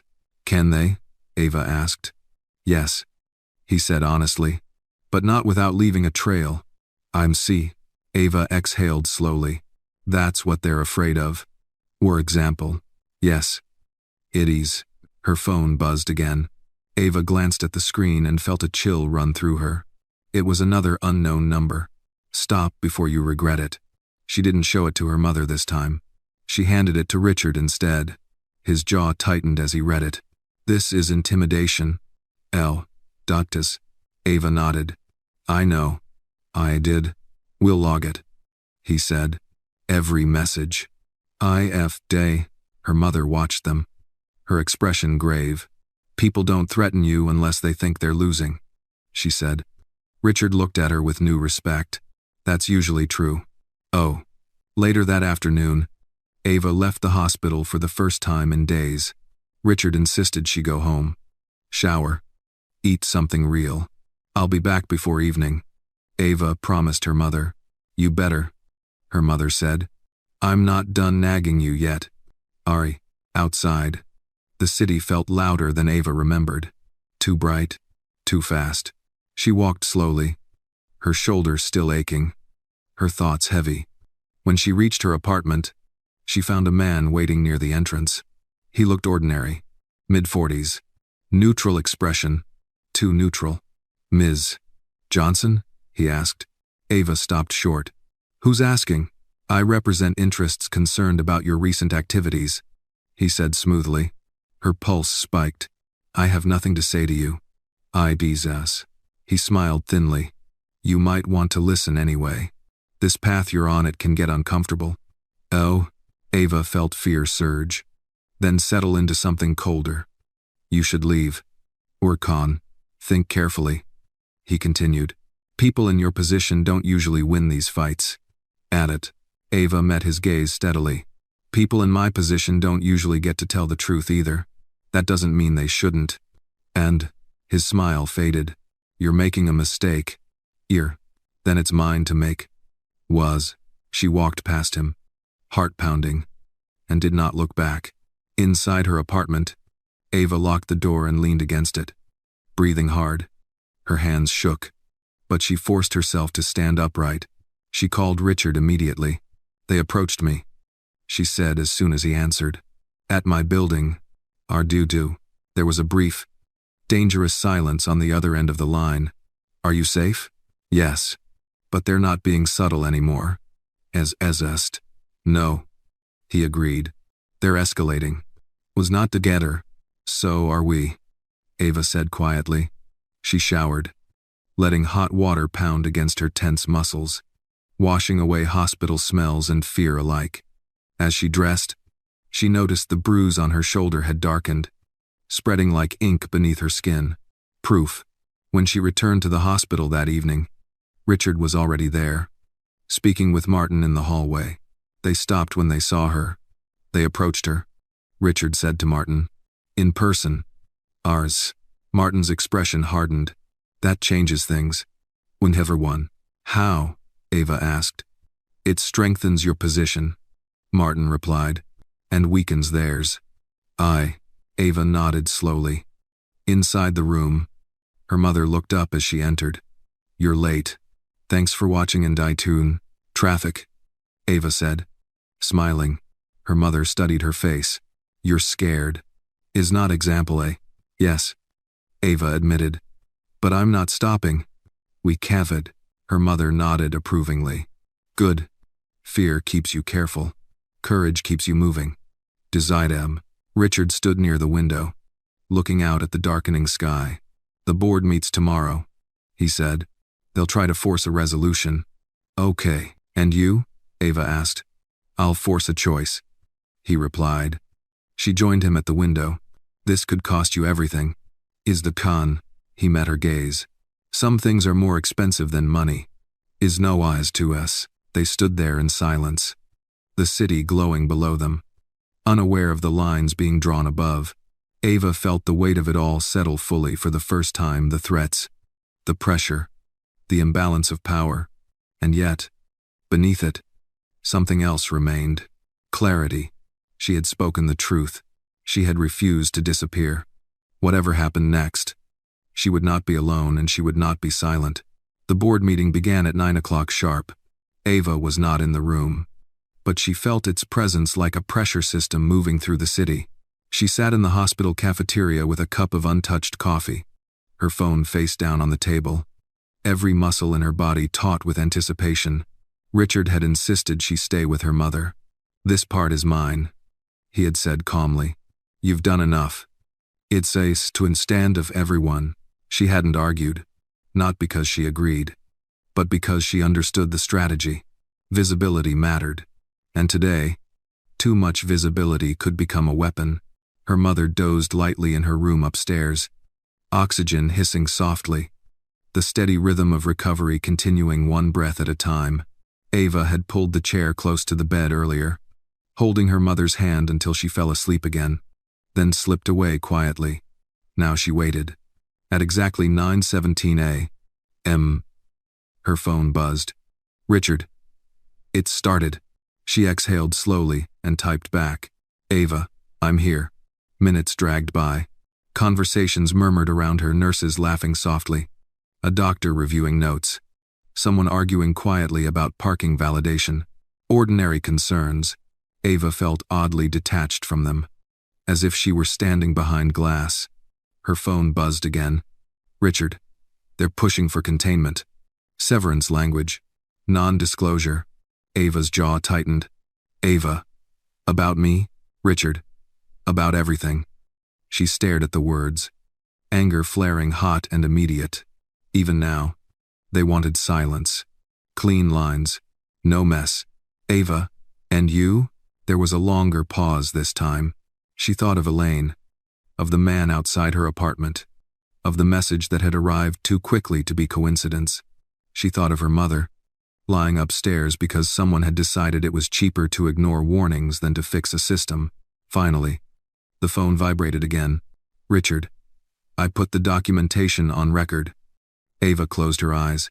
"Ava, all of it?" "Richard. All of it." She imagined the room, men and women in tailored suits, accustomed to controlling outcomes, suddenly confronted with facts they could not unsee.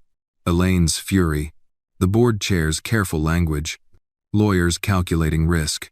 Ava's phone buzzed again. Almost immediately. "Richard, they're not happy." Ava let out a quiet, humorless laugh. "Ava, I didn't expect them to be way." She stood and walked toward the window.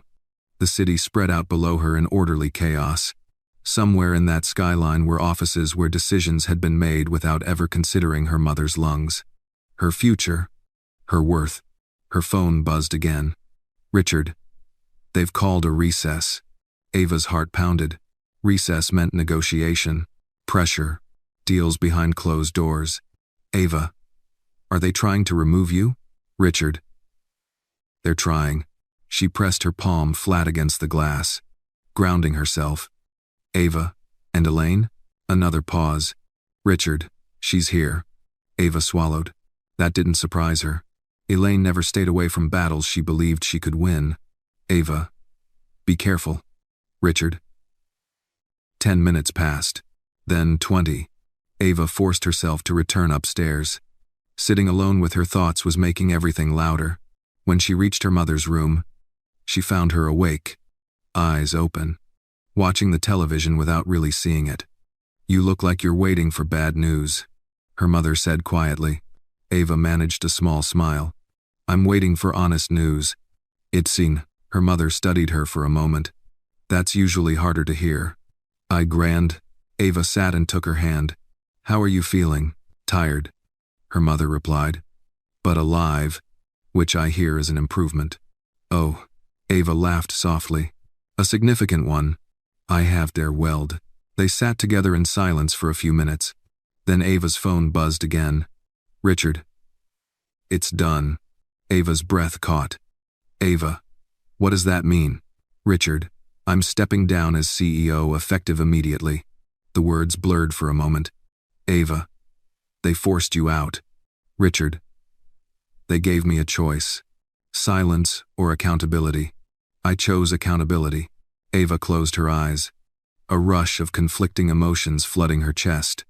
Guilt rose first. Sharp and immediate. Ava, I never wanted this. Richard, I know. Ava, this is because of me. Richard, this is because of who I was pretending not to be. She felt tears sting her eyes. Ava. What happens now? Richard, an independent investigation proceeds. Public. Documented. I remain as a cooperating party. Elaine is not pleased. Ava let out a shaky breath. She's going to blame me. Was not ado. Richard. She already does. Ava looked at her mother, who was watching her closely. I'm so sorry, Ava whispered. Unsure who she was apologizing to, her mother squeezed her hand. Don't you dare be, she said softly. If a man loses his job for telling the truth, that job wasn't worth keeping. And everyone. Ava smiled through tears. Her phone buzzed again. Richard. I'm coming to the hospital. Ava, you don't have to. Richard. I know. An hour later, Richard walked into the recovery room, looking different, lighter. Somehow, not relieved, resolute. Her mother looked up at him. You look like someone who finally stopped lying to himself, she said without preamble. Richard blinked, then smiled faintly. I suppose I do. He turned to Ava. The board released a statement. There will be press. Azos. Ava stiffened. My name is protected, he said. As much as it can be. But this will get attention. Ava nodded slowly. I expected that. Is not activins of Khan. Richard hesitated. There's something else. I was not. Her stomach tightened. What? Elaine is filing for separation, he said quietly. And she's contesting everything. Dyer. Ava felt a familiar knot of guilt tighten in her chest. I'm sorry. Die. He shook his head. Don't be. Some endings are overdue. Dinah. They stood in silence for a moment. The weight of the consequences settling fully into the room. I don't know what happens to me now, Richard said finally. Professionally. Tenor plan. Ava met his gaze. I don't know what happens to me either. He nodded. But we'll find out. ID4. Her mother cleared her throat. If you're both done dismantling your lives, she said dryly. Could someone help me adjust this pillow? Ava laughed, moving instantly to her side. Richard stepped back, giving them space, watching with quiet respect. Later, as evening fell, Ava walked Richard to the elevator. You didn't have to do this, she said again. Lose everything. To Elvine. I didn't lose everything, he replied. I lost a position. There's a difference. With that adjuster, she studied his face. And if this ruins you? He looked at her steadily. Then it will have been honest. It's Adri. The elevator doors opened. Ava hesitated, then spoke. Whatever happens next, thank you. For not walking away. 2. Richard nodded. Thank you for not staying silent. The doors closed. Ava stood alone in the hallway for a moment, listening to the quiet hum of the hospital around her. Upstairs, her mother slept. Outside, the city buzzed with rumors and headlines yet to come, and somewhere between fear and consequence, Ava felt something settle firmly into place. This was no longer just about survival. This was about truth. The press arrived faster than Ava expected. By the next morning, St. Mary's Hospital was no longer just a place of recovery. It was a point on a map. Vans lined the street outside. Logos splashed across their sides in bright colors that felt jarring against the quiet seriousness of the building. Reporters clustered near the entrance. Voices raised. Cameras ready. All of them hungry for something to hold. Ava watched from the window of her mother's room, her stomach tightening. "They're not here for me," she said quietly. Her mother, propped up slightly against her pillows, followed her gaze. "They never are," she replied. "They're here for the story they can tell." Adi said. Ava turned back to her. "I won't let them near you." Her mother smiled faintly. "I've survived worse than a few questions." 2. That's not the point. And her mother studied her for a moment, then nodded. "All right. You protect me. I'll let you." Mile. A knock sounded at the door. Richard stepped inside, his expression composed but alert. He had exchanged his suit for a simple jacket and open collar, as if deliberately shedding the armor he used to wear. "They're asking for statements," he said. "My legal team is handling most of it. No one comes up here without clearance." Rested. Ava nodded. "Thank you. Thanks for watching." He glanced at her mother. "How are you feeling today?" "Annoyed," she said frankly, "which I take as a good sign." He smiled. "It usually is." As the morning wore on, updates trickled in. Headlines began appearing online. Messages forwarded by friends and strangers alike. Ava avoided reading most of them, but some phrases slipped through anyway. Whistleblower, negligence, toxic exposure, CEO steps down amid internal investigation. None of them mentioned her name. Not yet. Richard returned after a brief meeting with his attorney, his jaw tight. Elaine gave an interview, and Ava felt a familiar knot form in her chest. Of course she did. Over. She denies everything, he said. Claims she acted out of concern. Says you manipulated the situation. Ava looked away, anger flaring. That was always going to happen.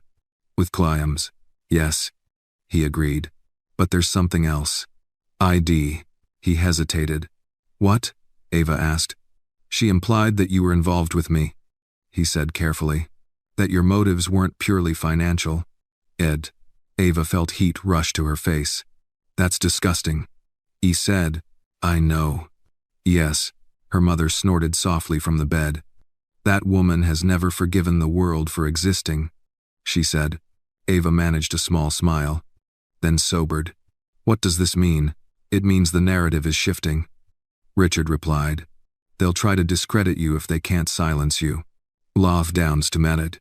Ava crossed her arms, wincing slightly as her shoulder protested. Then we don't let them. Oh, Richard nodded. Exactly. Well, later that afternoon, Martin arrived with a stack of documents and a calm expression that suggested preparation rather than alarm. The investigation is officially underway, he said. Federal and state subpoenas are being issued. And Ava's stomach flipped. That's big. Got it. It is. Martin agreed. And it's not reversible. Oh. Her mother looked at Ava. You did this. Everyone. Ava swallowed. I didn't mean to start a war. And dilate. Her mother squeezed her hand. No. You told the truth. Wars come when people don't like hearing it. The zapter. That evening, as the light outside softened and the reporters thinned out, Ava finally stepped outside the room for a moment of air. The hallway felt quieter now, almost reverent. She leaned against the wall, eyes closed, letting exhaustion wash over her. Ms. Johnson, she opened her eyes to find a woman standing a few feet away. Her posture professional but gentle. Yes, I'm Claire Evans, the woman said. Patient advocacy. I wanted to speak with you. If you have a moment. It sighed. Ava hesitated, then nodded. They walked to a small seating area near the elevators. Claire folded her hands neatly in her lap. I've been reviewing your mother's case, she said, and several others with similar backgrounds. End quote. Ava's heart pounded. Others? Yes, Claire said. Laundry workers, industrial cleaners, long-term exposure. Many of them didn't have the resources to ask questions. It's say, Ava swallowed. What happens to them? That depends, Claire replied, on whether people like you are willing to be seen. We've not. Ava looked away. I never wanted to be a symbol. Arrow. I know, Claire said softly. But sometimes symbols are just people who refuse to disappear. When Ava returned to the room, Richard was standing near the window again, phone pressed to his ear. He ended the call as she entered. Everything all right? She asked. Yes, he said. And no. She waited. I've been asked to testify, he continued. Publicly. Under oath. We having some plies in 17-0. Ava felt her chest tighten. That's risky. Yes, he said. But it's necessary. There was Node. She nodded slowly. Elaine won't take that well. No. He agreed. She's already threatening countersuits. And, Ava sighed. She's relentless. Ifrous. So are you, he said. She looked at him, surprised. You could have walked away, he continued. Taken the money, protected your mother quietly. No one would have blamed you.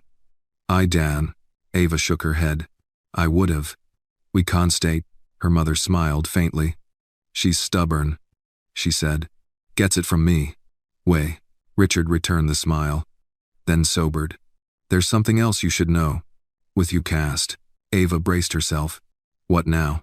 The board released another statement, he said. They're cooperating fully. They've also placed several executives on leave. Ava exhaled slowly. So it's real? Yes, he replied. It's real. Quote, as night fell, Ava sat beside her mother again, holding her hand, listening to the steady rhythm of machines that no longer felt like threats. I don't know what happens after this, Ava said quietly. Her mother squeezed her fingers. Neither do I. But I know who you are. He was. Ava smiled faintly. Who's that? Someone who didn't look away. I was nope. Ava felt tears sting her eyes. Outside, the city continued its restless movement. Inside, lines had been crossed that could not be uncrossed. Ava knew the next days would be harder, louder, more dangerous. But she also knew something else now. The truth had momentum, and it was no longer hers alone. The courtroom smelled faintly of old wood and recycled air. Ava noticed it the moment she stepped inside. The way the scent clung to everything, as if truth itself had weight here and needed something solid to rest on. She adjusted the strap of her bag on her shoulder, careful not to brush against the bruise that still bloomed dark beneath her sleeve. It had faded to yellow at the edges, but it remained an uninvited witness that refused to disappear.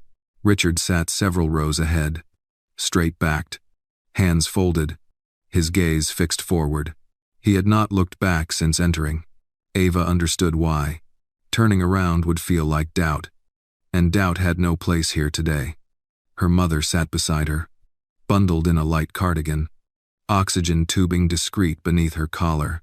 She looked smaller outside the hospital bed, but her eyes were sharp, alert. You don't have to stay the whole time, Ava whispered. Her mother shook her head. I worked 32 years breathing poison, she said quietly. I can sit a few hours breathing truth. Ava swallowed hard. The judge entered. Everyone rose. When the proceedings began, the language shifted immediately formal, precise, stripped of emotion. Dates were entered into record, documents referenced, Terms like exposure limits, vendor negligence, failure to disclose repeated until they sounded almost harmless. They weren't.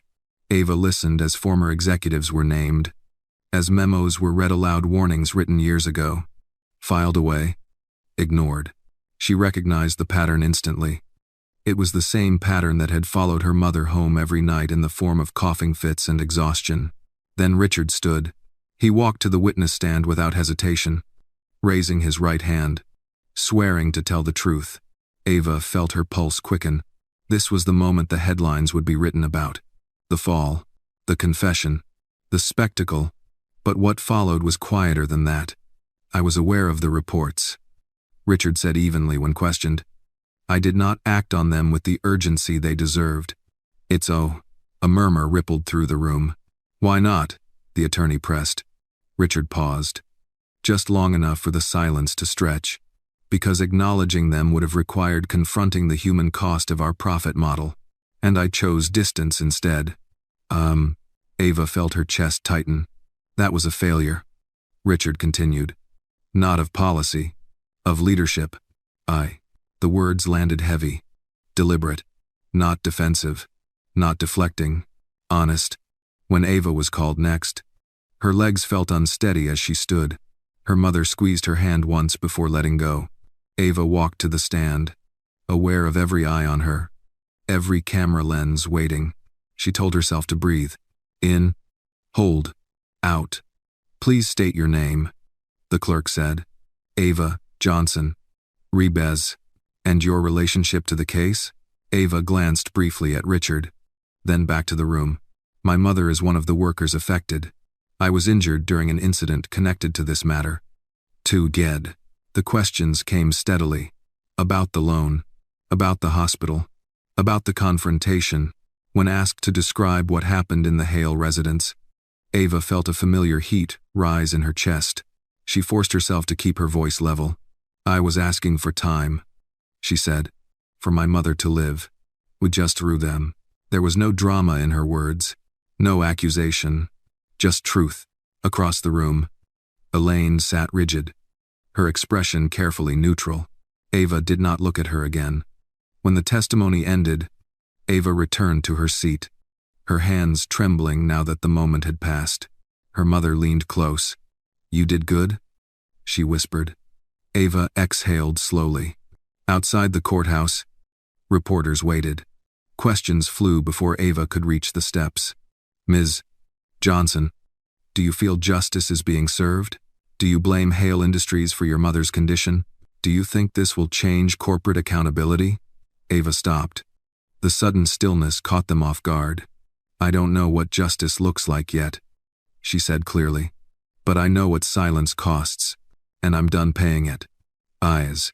She turned and walked away before anyone could ask another question. That evening, Ava sat with her mother in the small apartment. The television muted, the city humming beyond the windows. Richard had gone to meet with his legal team. The world kept moving, rearranging itself around decisions already made. You could have taken the money and disappeared, her mother said quietly.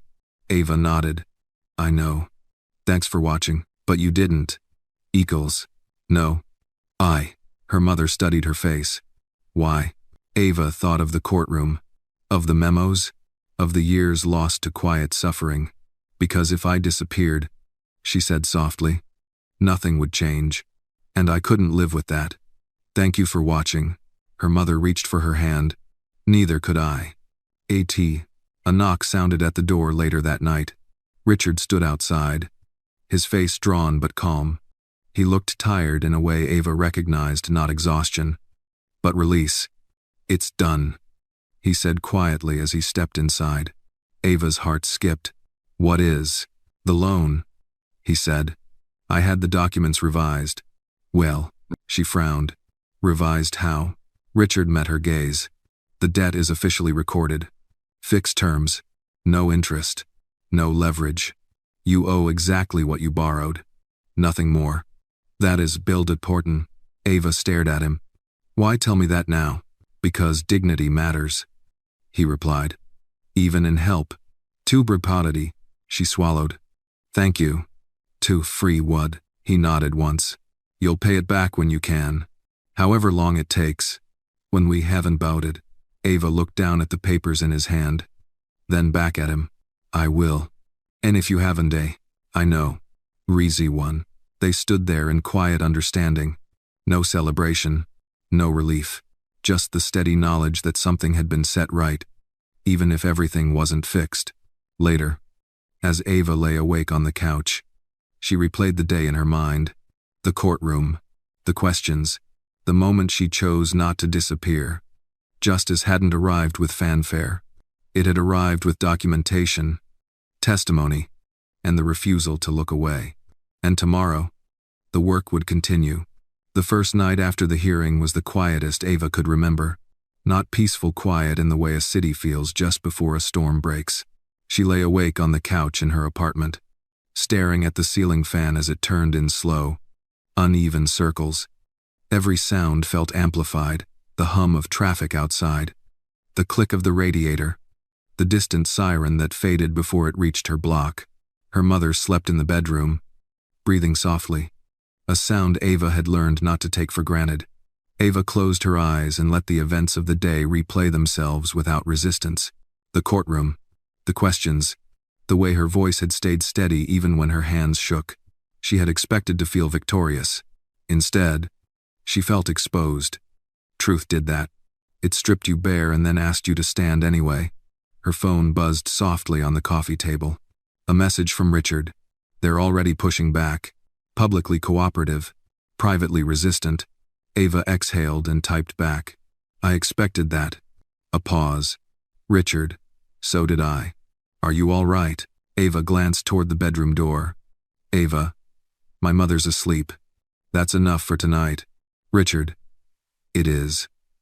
She set the phone aside and finally allowed her body to rest. Even if her mind refused to follow. The next morning brought movement. By noon, Ava's inbox was full of messages she hadn't asked for advocacy groups. Journalists. Former workers who recognized pieces of their own stories in hers. Some were polite. Some were desperate. Some simply said thank you.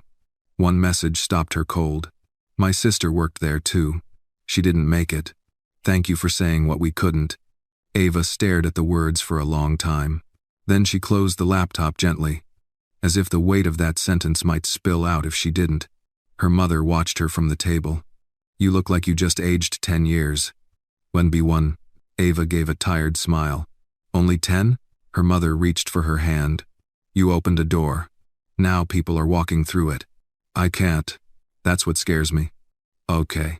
Her mother nodded. Good. Means you understand what it's worth. If these night, that afternoon, Richard arrived with Martin. They sat at the small kitchen table, its surface crowded with legal folders and mugs of coffee that went cold untouched. The investigation has expanded, Martin said. More facilities, more records, more witnesses. Workda, Ava nodded. I'm not surprised. Isnar, there's also something else. He added. Retaliation is being discussed. I work, Ava stiffened. Against me? Indirectly, Martin said carefully. Smear campaigns. Character framing. It's subtle so far. We can. Richard leaned forward. Elaine is behind most of it. Reason to. Ava felt a familiar anger rise, then settle into something steadier. She's trying to turn this into a morality play. And bread. Yes, Richard said, with you as the distraction. Ice. Ava looked down at her hands. I didn't ask for this role. No, Martin agreed. But you're in it now. 8. Silence settled over the table. What do you need from me? Ava asked finally. Richard met her gaze. Consistency. And boundaries. Heaven, Ava frowned. Meaning, don't over-explain, he said. Don't perform. You don't owe anyone access to your pain. He's 9. She considered that. People won't like it. Is departed. They don't have to be. Richard replied. They have to hear the truth. Later that evening, Ava walked alone for the first time in days. Just a few blocks. Just enough to feel the city around her again. The neighborhood looked the same storefronts. Streetlights. The corner where the bus always ran late. Yet something had shifted. People looked at her now. Not everyone. Not obviously. But she felt it in the way conversations paused. In the way a woman at the grocery store studied her face a second too long before offering a quiet nod of recognition. Ava didn't know how she felt about that yet. On her way home, she noticed a folded piece of paper tucked under her apartment door. No envelope. No name. Be careful who you trust. Her pulse quickened. But she forced herself to breathe. In. Hold. Out. She picked it up. Unfolded it once. Then again. No signature. No explanation. Just the threat implied by its presence. Inside. She locked the door and set the paper on the table. Her mother noticed immediately. What's that?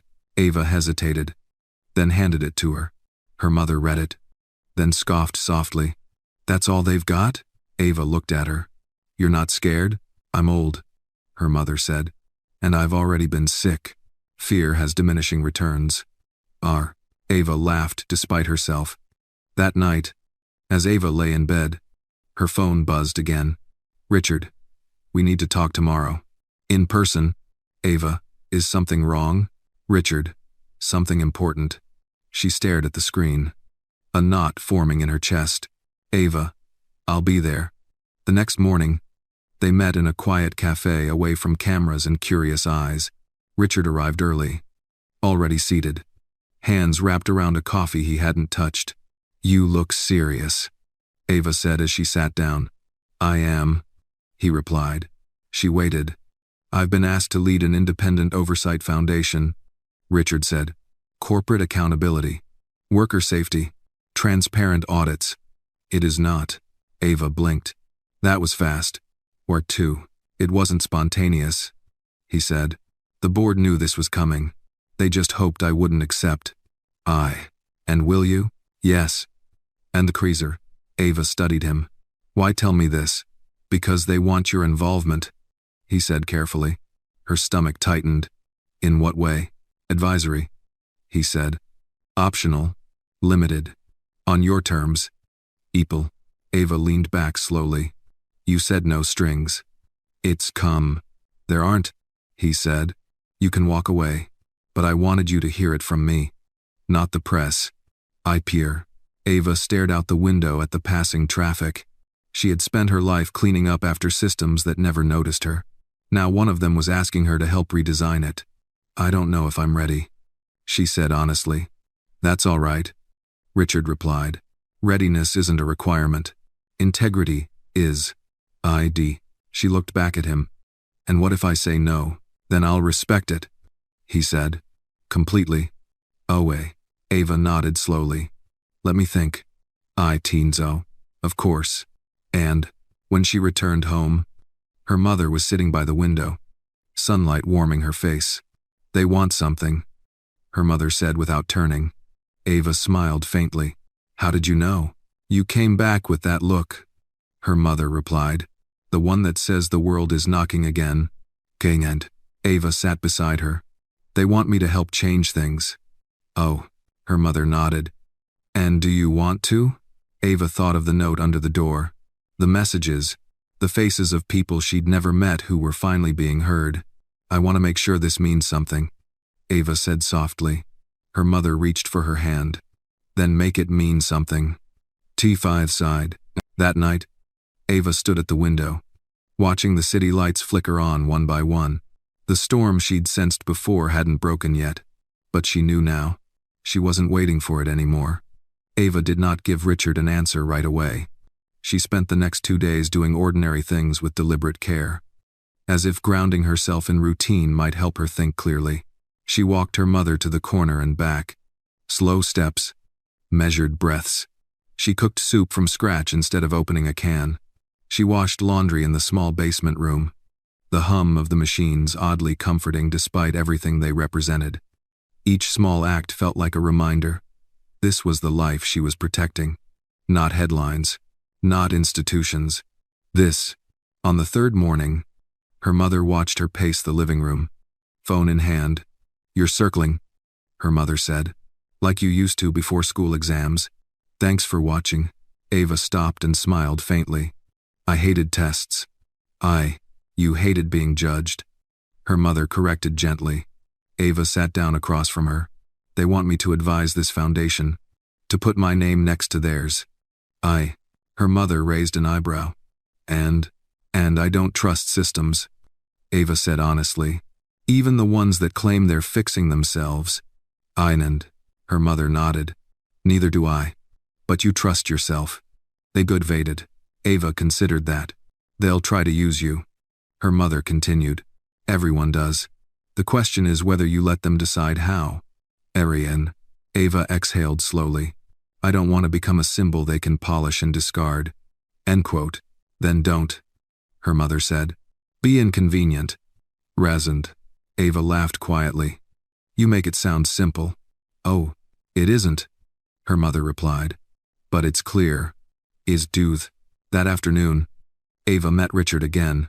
This time, it was not in a cafe or an office, but on a park bench overlooking a narrow stretch of river.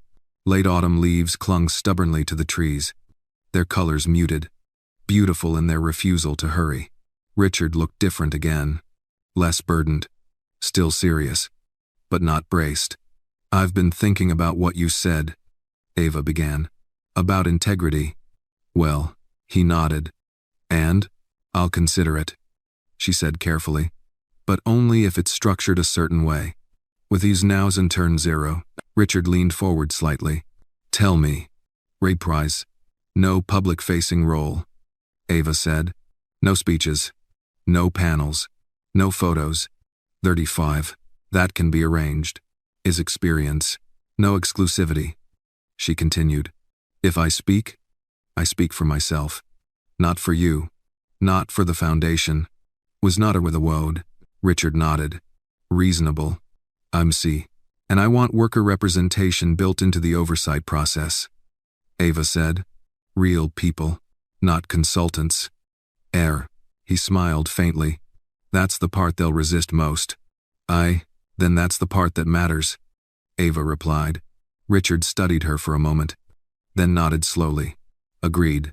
Okay. She hesitated. And if at any point I feel like this is becoming performative, I walk. No penalties, he said immediately. Put it in writing. It will be, he replied. They sat quietly for a moment, watching the river move steadily past.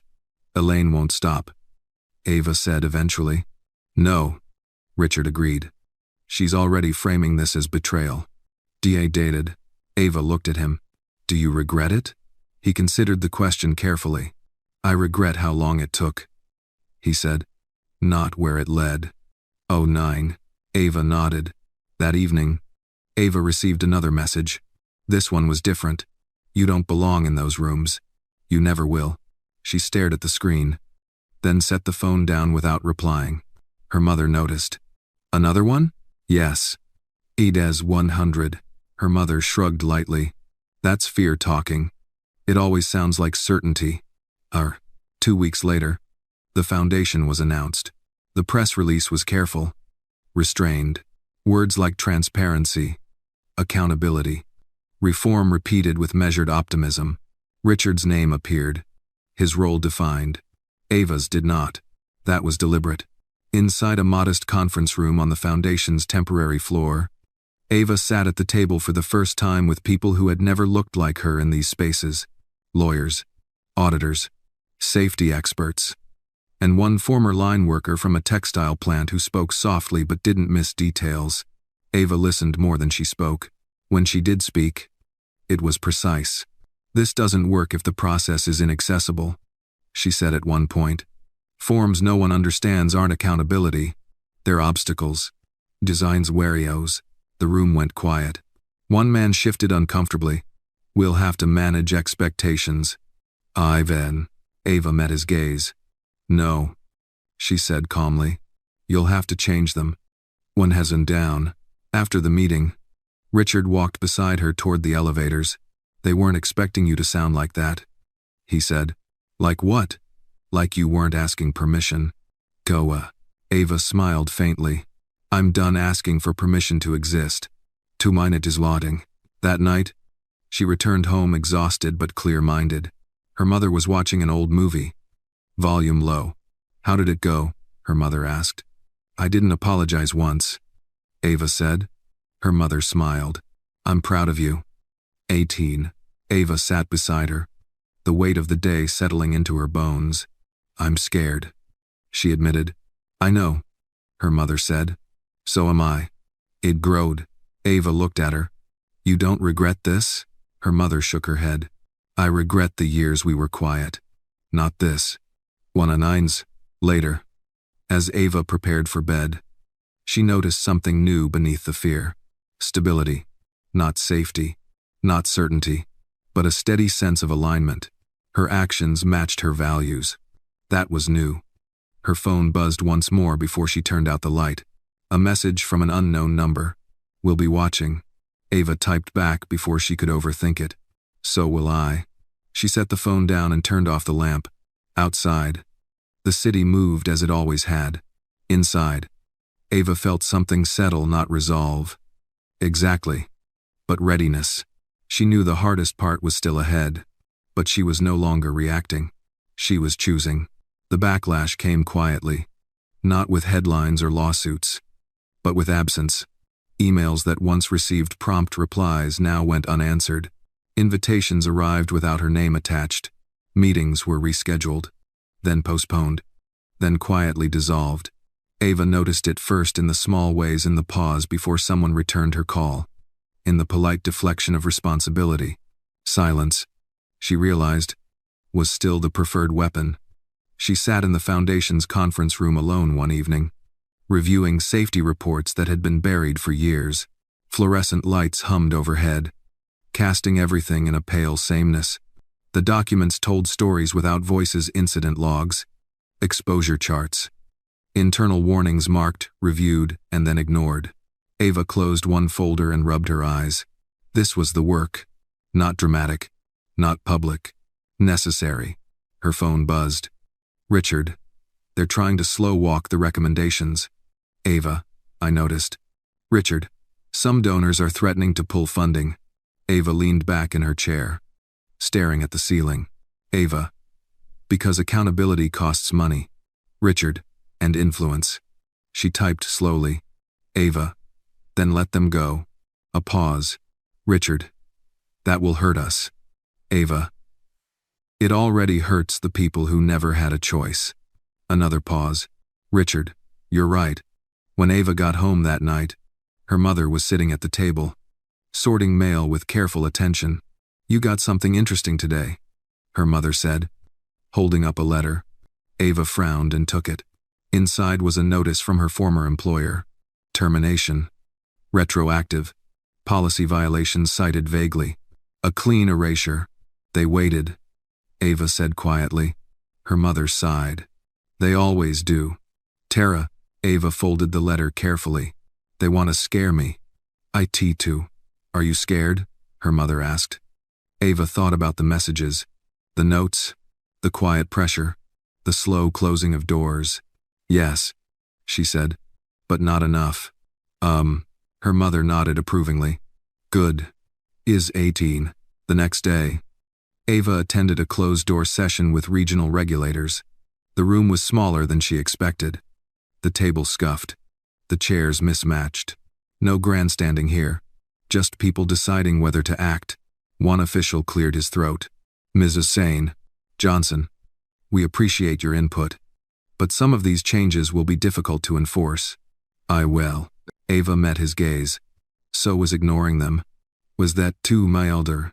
Another official shifted uncomfortably. "Industry cooperation is essential."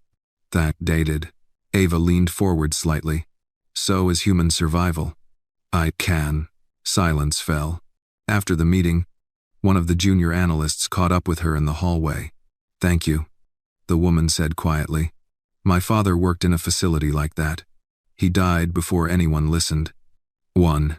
Ava swallowed. "I'm sorry." "Minus Frey."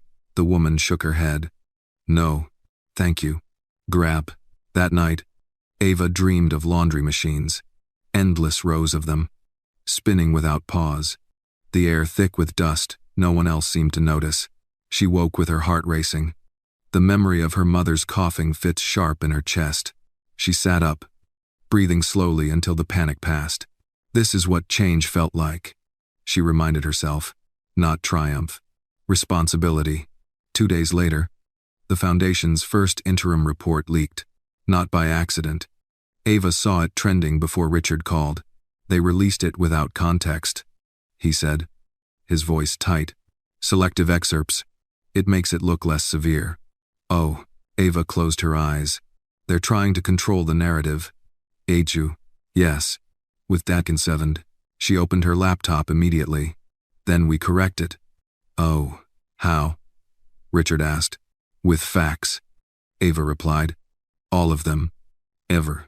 Within hours, Ava worked with the former line worker and a safety engineer to assemble a response clear.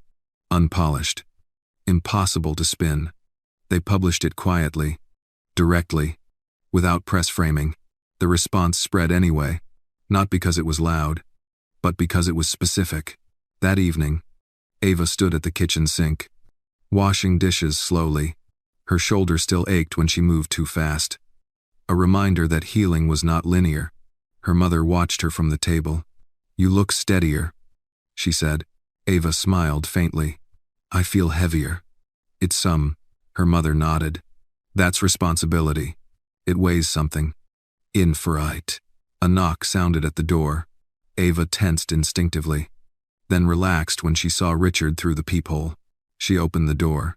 He looked tired, but determined. They've filed a motion, he said without preamble. Elaine's attorneys. They're alleging personal misconduct. Over. Ava's stomach tightened. Against me? Against us, he replied. They're implying impropriety to undermine credibility. Ava laughed once. Sharply. Of course they are. In quote. They want to drag this into spectacle, Richard said. Distract from the facts. Demery. Ava crossed her arms. Then we don't play. Id not resent or wealth. They'll escalate. Aye. So will we, Ava replied. But on our terms. I whine. Richard studied her face. You're not backing down. We go have again. No. Ava said simply. I didn't come this far to be scared quiet. Noted. Her mother cleared her throat from the table. If they want to fight, she said dryly, make them fight the truth. It's harder to punch. It's supperty. Richard smiled despite himself. Later that night, Ava sat by the window again, watching the city lights. She thought of the woman in the hallway, of the message from the sister who had lost someone, of the countless stories still buried. She picked up her phone and typed a message to Richard. Ava, I'm ready for whatever comes next. The reply came quickly. Richard, so am I. Ava set the phone down and rested her forehead against the cool glass. She had asked for a loan to save her mother's life. She had not asked to become this, but she accepted it. Not as a symbol, not as a hero. As someone who refused to disappear. The resolution did not arrive with applause. It arrived on a Tuesday morning. Quietly. In the form of a signed order and a set of consequences that could not be undone. Ava read the notice twice before it fully settled in. Federal penalties. Mandatory remediation. Independent monitoring written into law. A public acknowledgement of negligence. Stripped of euphemism. The truth. Finally. On record. She closed the document and sat back in her chair, feeling the weight of it pressed gently against her chest. Not relief exactly. Relief was too clean a word. This felt heavier. Earned. Across the room. Her mother sat near the window, sunlight warming her face. The oxygen tubing was gone now. Her breathing was still careful, but it was her own. Is it over? Her mother asked. Ava shook her head slowly. No, but it's decided. 8. Her mother smiled faintly. That's usually better. 8. In the weeks that followed, the world rearranged itself around that decision. Facilities were shut down for review.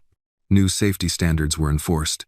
Workers who had been told for years that their pain was imaginary were suddenly being asked to testify, to document, to be counted. Some cried. Some were angry. Some didn't believe it would last. Ava didn't blame them. She attended fewer meetings now. By choice. The foundation had taken shape without trying to swallow her whole. Worker representatives had seats with real authority. Reports were published in language people could understand. It wasn't perfect, but it was honest. One afternoon, Ava walked her mother through the park near the river. Leaves crunched beneath their feet. Autumn finally giving way to something colder. You know, her mother said, pausing to catch her breath. I never thought I'd see them admit it. Even at a dime. Ava nodded. Neither did I. Okay. Her mother looked at her. Do you still feel responsible? Ava considered the question carefully. I feel connected, she said. That's different. Idea, her mother smiled. Good. Responsibility without ownership is just another burden. Dizing Tupper. They sat on a bench, watching the water move steadily past. Across town, Richard packed up the last of his office. He had not returned to corporate leadership. And he hadn't tried. The foundation had its own board now. Independent. Occasionally infuriating. He didn't mind. When he met Ava later that evening, it was at the same park. The same bench. It's official, he said, sitting beside her. The investigation is closing its first phase. Tenzai Wells. Ava nodded. And the second? Will take years, he replied. If it's done right? She smiled faintly. That sounds about right. Attiga. They sat in companionable silence for a moment. I've been asked to step back, Richard said eventually. Let new leadership take over. Ivry. Ava turned to him. How do you feel about that? He thought about it. Relieved, he said. And proud. Which is new. Twos. She nodded. You did what you said you would. It's so. Yes, he replied. And it cost me exactly what it needed to consist. Is climb. They stood to leave as the light faded. At home, Ava found a letter waiting for her. It was from the sister who had written weeks earlier. Inside was a simple card. Handwritten. They settled. It won't bring her back, but it means she didn't disappear. Ava closed her eyes, holding the card against her chest. That night, as she prepared for bed, she noticed the bruise on her shoulder had finally faded completely. No trace left. The memory remained. But the mark was gone. She slept deeply. Months later, Ava stood in a modest community center, helping set up folding chairs for a meeting that didn't carry her name. Workers filed in quietly. Some recognized her. Some didn't. She preferred it that way. When the meeting began, a man in the front row raised his hand. What if this stops? He asked. What if they forget again? Ava met his gaze. Then we remind them, she said calmly. Together. That's afterward, she stepped outside into the evening air. The hum of voices behind her. Her phone buzzed once. Richard, dinner sometime? Ava smiled. Ava, as long as we talk about anything but policy. Richard. Deal. She slipped the phone back into her pocket and started the walk home. She thought of the night she had stood trembling in a living room, asking for time, asking for mercy, asking not to lose the only person she had. She had not known then how far that moment would travel. Justice had not arrived as a dramatic reversal. It had arrived as process, as documentation, as a refusal to accept silence as peace. Ava unlocked her door and stepped inside. The familiar space welcoming her. Her mother sat at the table, reading. Glasses perched low on her nose. You're late, her mother said without looking up. Ava smiled. I was busy not disappearing. Oh, her mother looked up and smiled back. Good. Ava moved into the kitchen, setting water to boil, the ordinary rhythm of life continuing. She had asked for a small loan to save her mother's life. What she had learned instead was something quieter, more enduring. That dignity, once claimed, did not need permission, and that justice, real justice, often spoke in a low voice. But it stayed.